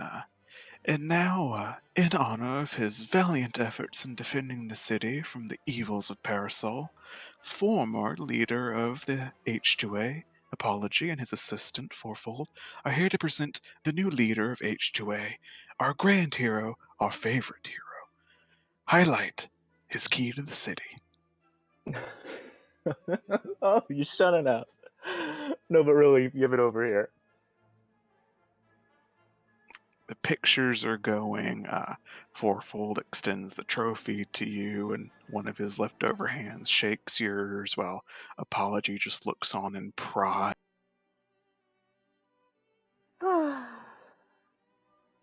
What a dream. And then it pauses. It's like someone hit a button on a TV remote and everyone stops screaming. The voices just die and the faces are frozen like statues as Fourfold's arm ceases to move up and down with yours in it. And everything is still, but you can still move. Huh. Like everything's frozen. Is there no color or is it just like It's like freeze frame? like time stop. Okay.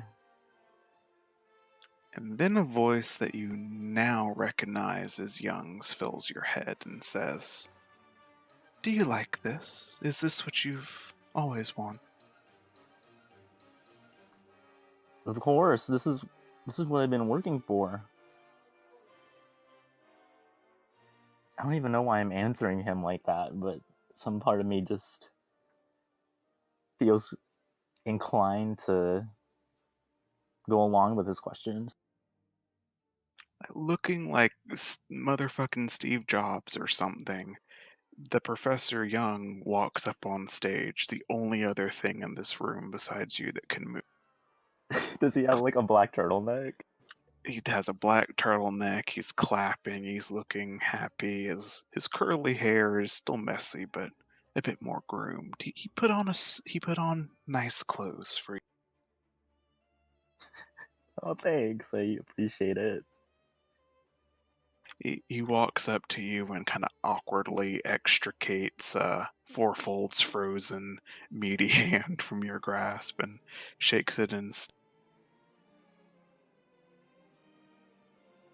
He shakes it in what? He shakes your hand instead. Oh, shakes mine. Oh.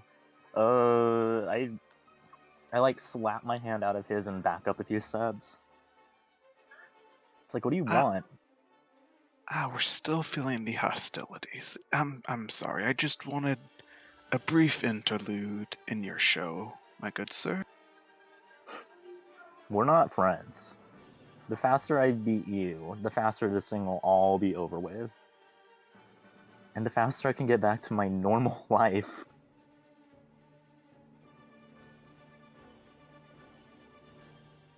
This can be. It can be real. It can be real faster than you can imagine it could be. I mean, look out there, Voidspawn. I keep saying that shit, sorry. Look out there. Voidspawn's like suddenly there. Where's he pointing at? He looks out, he points out at the crowd, and one of the spotlights swivel at his command and focuses prime and center front row. These are still mannequins. They're not detailed in, but an older man and an older woman, about the right age, looking on with what you can only assume is pride in their blank faces as your parents are there. Oh my god. They don't even look like anyone. You see him kind of like shrug. Yes, it is hard to find details for these things when they're not even in your head. I just take a deep breath. What do you want? Is this what you're doing right now? To mess with me? It's not gonna work. All three of you will hear this voice now. You can't hear your friends, but Young speaks to you from where he's pacing with you, Voidspawn, and in a weird way, out of your dad Scott's mouth, Emily. As you all hear him say, I showed this to every one of them. To Apology, to Belladonna, Echidna. I showed them what I could offer them, and, well, some took me of my word, and some turned me down.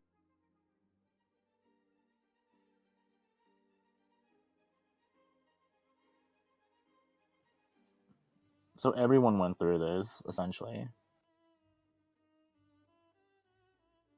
You would not sell your soul for a car if you could not see the car, could you not? Yeah, that's valid.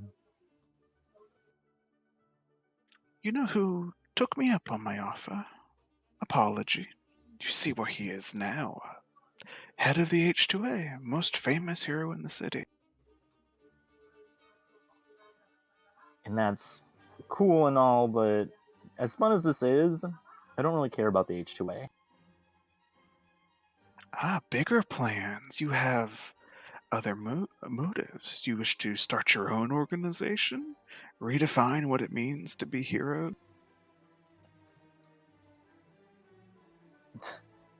And I just look at him, and I look out at the crowd, and I just say, I want to be famous. And I leave it at that. Right. Emily, your dad is making these same kind of one-sided conversations to you.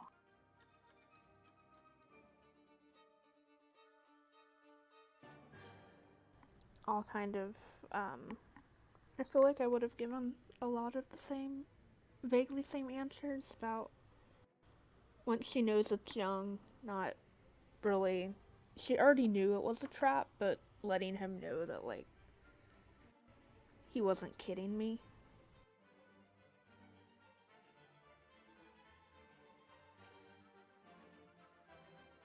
Yes, it is more difficult to win over the young ones, the ones who still wish to prove themselves so dearly.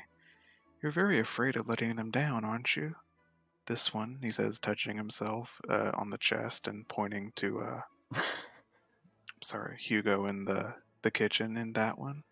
Afraid of letting down those fathers you seek to impress so much.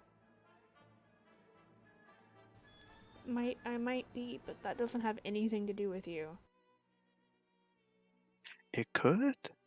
Why fear their reactions when you could control them? Because that wouldn't be my victory, that would be yours. It would be a victory we could share. You could write what you wanted to happen into the script. It would become your perfect paradise, exactly what you've dreamed of. People aren't dolls, young. That's not how that works.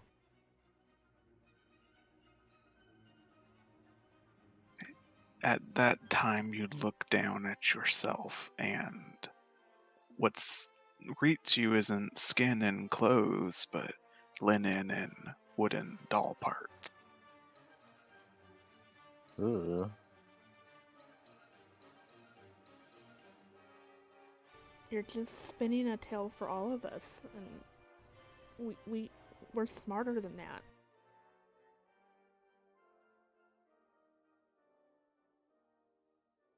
Are you really prepared to face it, smart young girl? A world that can be cruel and unpredictable. Why fight it when I could give you safety and assurance? People aren't meant to be safe all the time. And Void Spawn, you kind of got the same start of this conversation.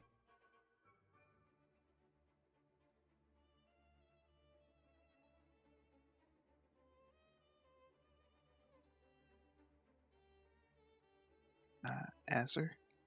Yes. Sorry, you also were being spoken to by Young. Okay. Before he gets too far into any of his speeches, I'm just going to cut him off and say, you know what I don't like about you, Young? You bore me. And I'm going to touch the floor, and I'm going to try to use power mimicry to copy his own powers. Okay, is that one of your default powers, or do you have to mutate for that? Yes. Yeah, I did pick that one up. Nice. Okay. You do that. You touch the ground, and immediately, what color do you like, Void? Uh, If you had to give your powers a color, what would you be? I'm gonna say black seems too obvious. I'll say white. Your eyes glow white for the comic readers, and the young that's looking apart from you is his eyes also glow white. And inside your head, you feel as though like some of these wrinkles in your brain have been smoothed out, and new parts of it are open for you to explore that have never been there before.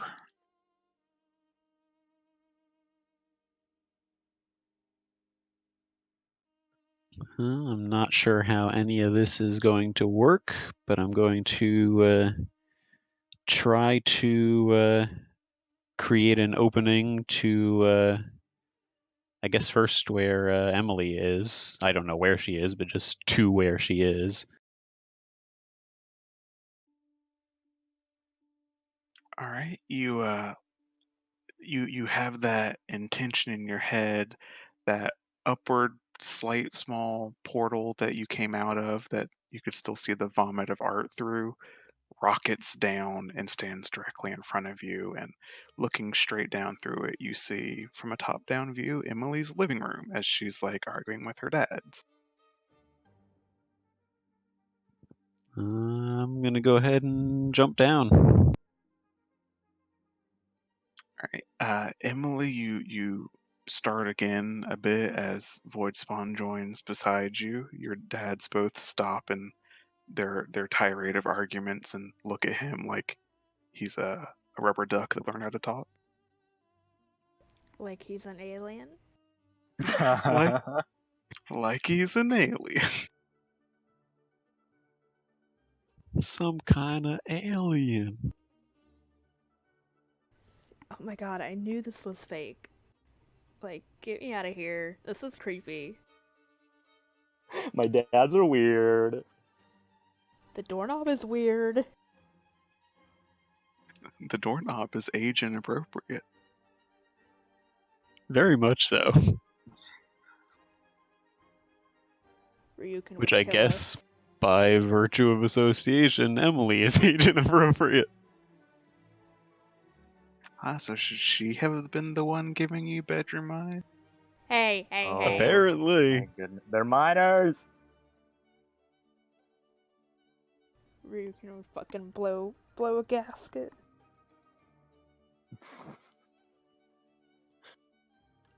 I don't know how much longer I'm going to be able to do this. I'm saying this in character. So let's try to get us all back together again, and I'll try to do the same thing to find a way to highlight.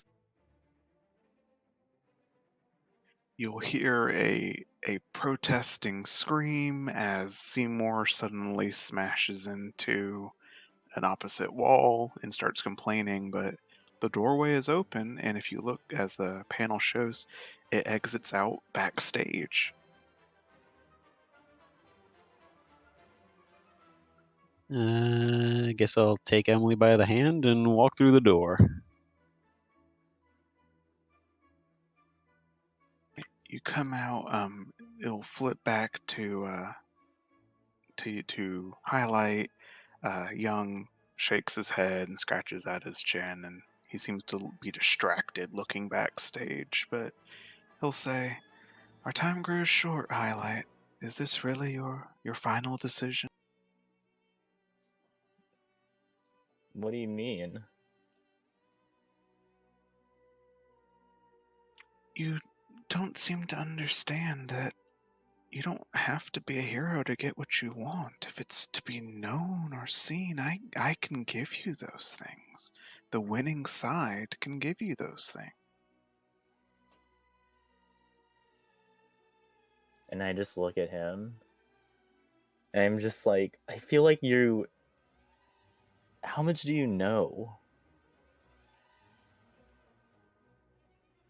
I can know anything that you want me to know. I can see your thoughts. Your memories are rather sad, but I can fix that. I always am. I'm a great psychologist.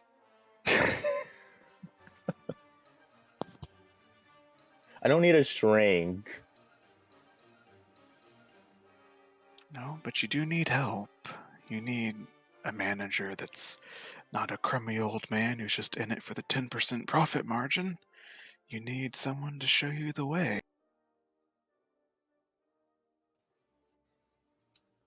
And then I pulled a potion out of my pocket, like I'm getting ready to drink it, because I'm kind of tired of him talking at me. He looks at that. He'll just hold up his hands like in surrender. Don't bother. Your friends are on the way. Tell them not to come out screaming. We'll already have left, but think on it. And do they just like pop up at that moment? Yeah. As you, the camera perspective would turn and show them coming around the corner, but from their perspective, Young isn't there. And when you turn back, he's gone, and the stage is completely barren. The audience, totally empty. You're just in this empty auditorium all by yourself. Oof. Then I just look at them and I'm like, let's get the hell out of here. Well, let's see if this works. I'll go ahead and figure a way of opening a door back to where we were supposed to be. What do you think such a door would look like? Is that for all of us? What would it look like? Ooh, you know what? Thematically appropriate, I think, for where we are. You know how they have the weighted Yes. ropes in auditoriums, where they have like the Yes. sandbags up at the top. Uh-huh. Just find one of those ropes, give it a pull so that the bag drops, and we all go flying up. And since we fell down to get here, flying up would make the most sense as a way to leave. We grab onto the curtain. Okay, you guys pull a Phantom of the Opera and start ascending rapidly. You mix in with the scaffolding, but even that starts disintegrating at this point into polygons, and there is no ceiling anymore as you're going through colors and then white and then finally black. And then you all pick your heads up off your desks from the pool of drool that you'd been subtly forming there. Gross. I'll just like wipe my mouth off. Like, how long were we out? Check my phone. Yeah, how long has it been? Let's say it's been about an hour. That's not so bad. This is what happens when your lecturer is boring. Fall asleep. Shots fired. If he was here to defend himself, I'm sure he'd have words about that, but the classroom you're in, it's very empty. The lights are turned off. So let's blow this joint, literally, and then get out. That can be done. Had enough mumbo jumbo shenanigans for one day. You all stand, you start to leave. Thematically here, highlight you're one of the last ones to leave, and your gaze is drawn back to the desk as a glint of something on there catches your eye. Oh, there's something on it? Yep, on the teacher's desk. I'm gonna make sure Emily and Boyd can't see me do this, but I'm gonna go over there and look at it and get it, whatever it is. What is it? It's a sliver, a little piece of glass or crystal almost, but there'd be a panel of you holding it up and looking into it, and what you see inside are those mannequins, your mom and dad, framed like in a picture, like in a snow globe. That's messed up. Wait, so they're just like the mannequin faces? Mm-hmm. I'll take it.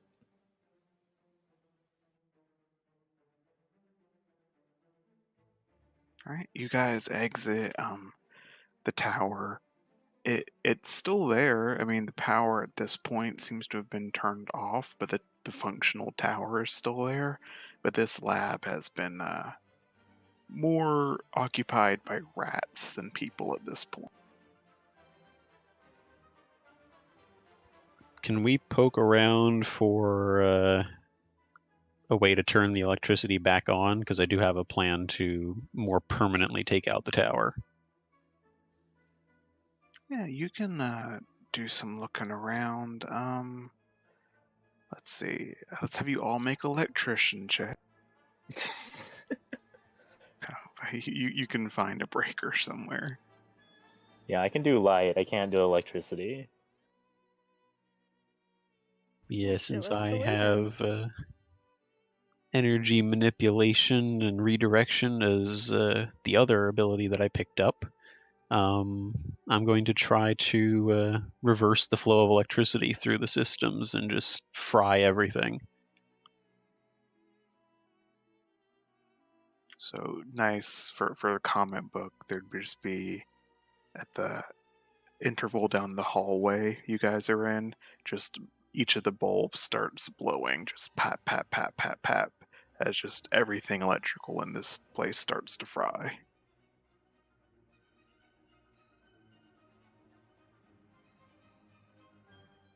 It might take some pushing and shoving to get the doors open after this, but I can guarantee you he won't get this tower operational for a long time.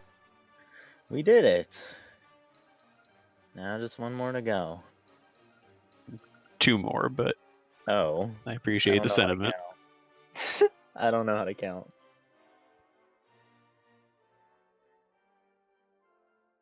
All right, you guys are now able to freely move about. You gonna assumedly head on the way out, or was there anything else you had in mind down It doesn't look like there's anyone left here.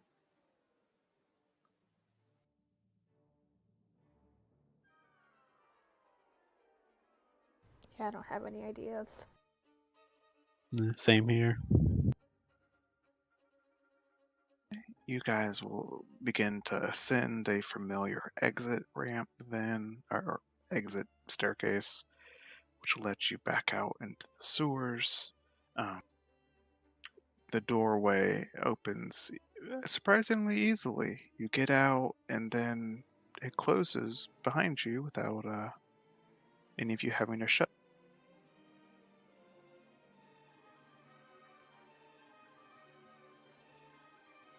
For all that grandstanding he did, he gave this tower up without a fight. Yeah, I have been suspicious for a while that these aren't entirely necessary for his plans. Otherwise, he wouldn't have trusted them to people he hates.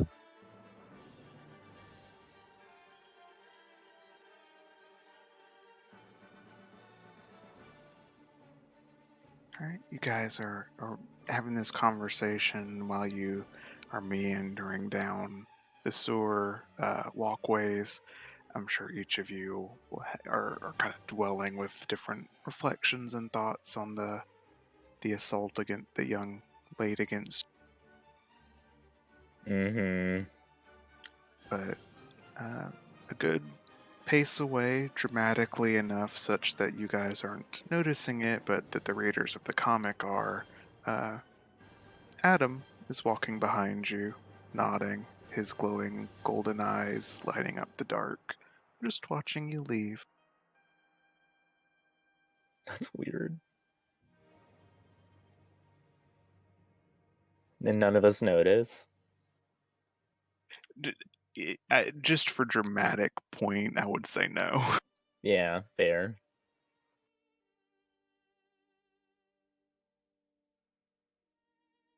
You guys are able to make it back to the surface, assumedly.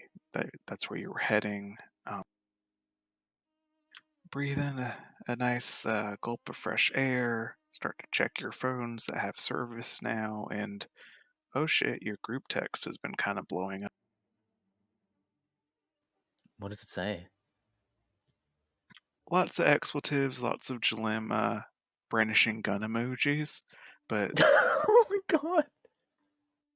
the last thing is nary when and like big capital letters. Just when you get out, watch this, and it's a link to a non-syndicated news network that I can say and not offend people.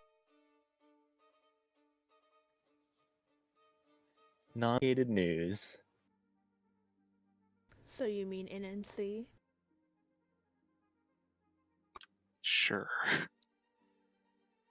Halcyon News, the Halcyon News Channel, HNC. What is it saying? It's a video. As you click it and open it, it's a news report that's gone on this afternoon while you guys were occupied, and it says H2A new policy in force. Curfews being enacted, heroes patrolling the streets, keeping us safe from these terrorist organizations. That doesn't sound good for us.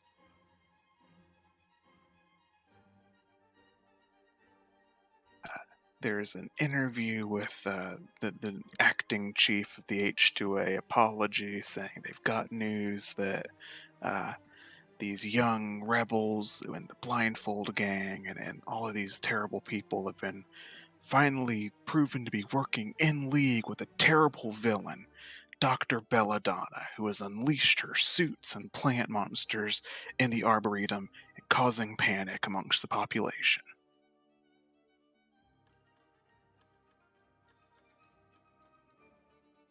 Well, that might be good news. If she's being branded as a terrorist as well, that means They won't she hate us is as no much. longer in any position to work together with Young. We can trust ? Her. I think Jillian would disagree. Oh, absolutely. I have no intention of working together with her for her own benefit, but the enemy of my enemy is my friend. You then will get a ping to your social media account highlight. Oh god. What is it? The official account of the H2A pinging at highlight or whatever your Twitter handle, but it pings you and says, this afternoon we welcome a new member into the 5-star rank. Dr. Young joins us to help us combat the terrible threat that his former colleague, Dr. Belladonna, faces, and he invites Highlight, the unsuspecting hero of the situation, to give up his double agent status and come join the H2A where he rightfully belongs. What? I stuffed my phone really fast back in my pocket.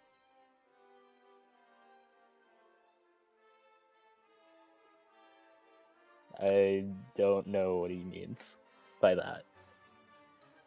But it's really weird. I don't know how to feel about that. And rest assured, more of the story will. This is breaking news. It will be developed as the night and continuing days go on, but it appears that while you were asleep, the end game has been set in motion. Okay, any closing thoughts or actions before we get to a credit panel here? well, I did have a thought about the omake. What's that? When we got that initial group message from Nari, when you get out, you need to watch this. We click on it, and it's that stupid clip of Jalem being dragged along by the horse. It's like, you gotta watch this. Everyone's like, oh my god.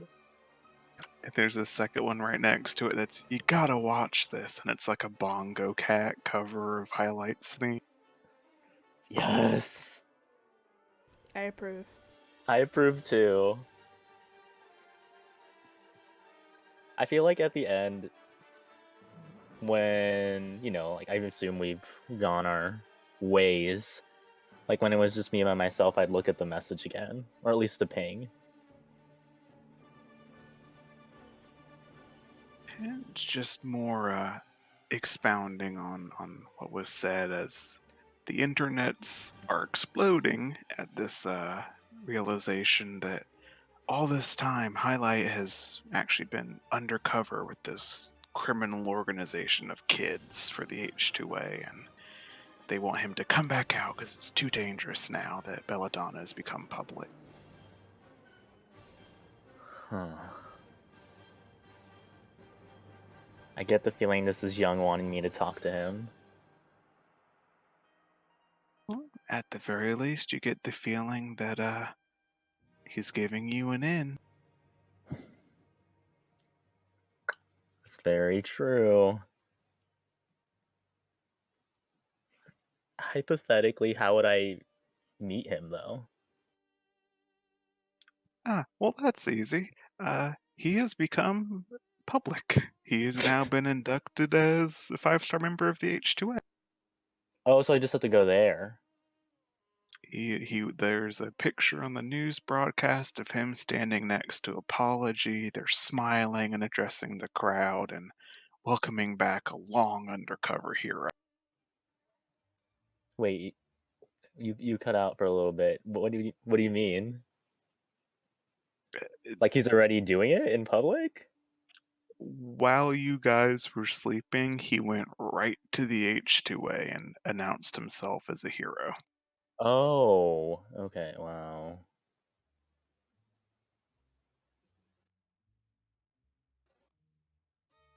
We're gonna have to contend with that. But I'll also probably go to meet him.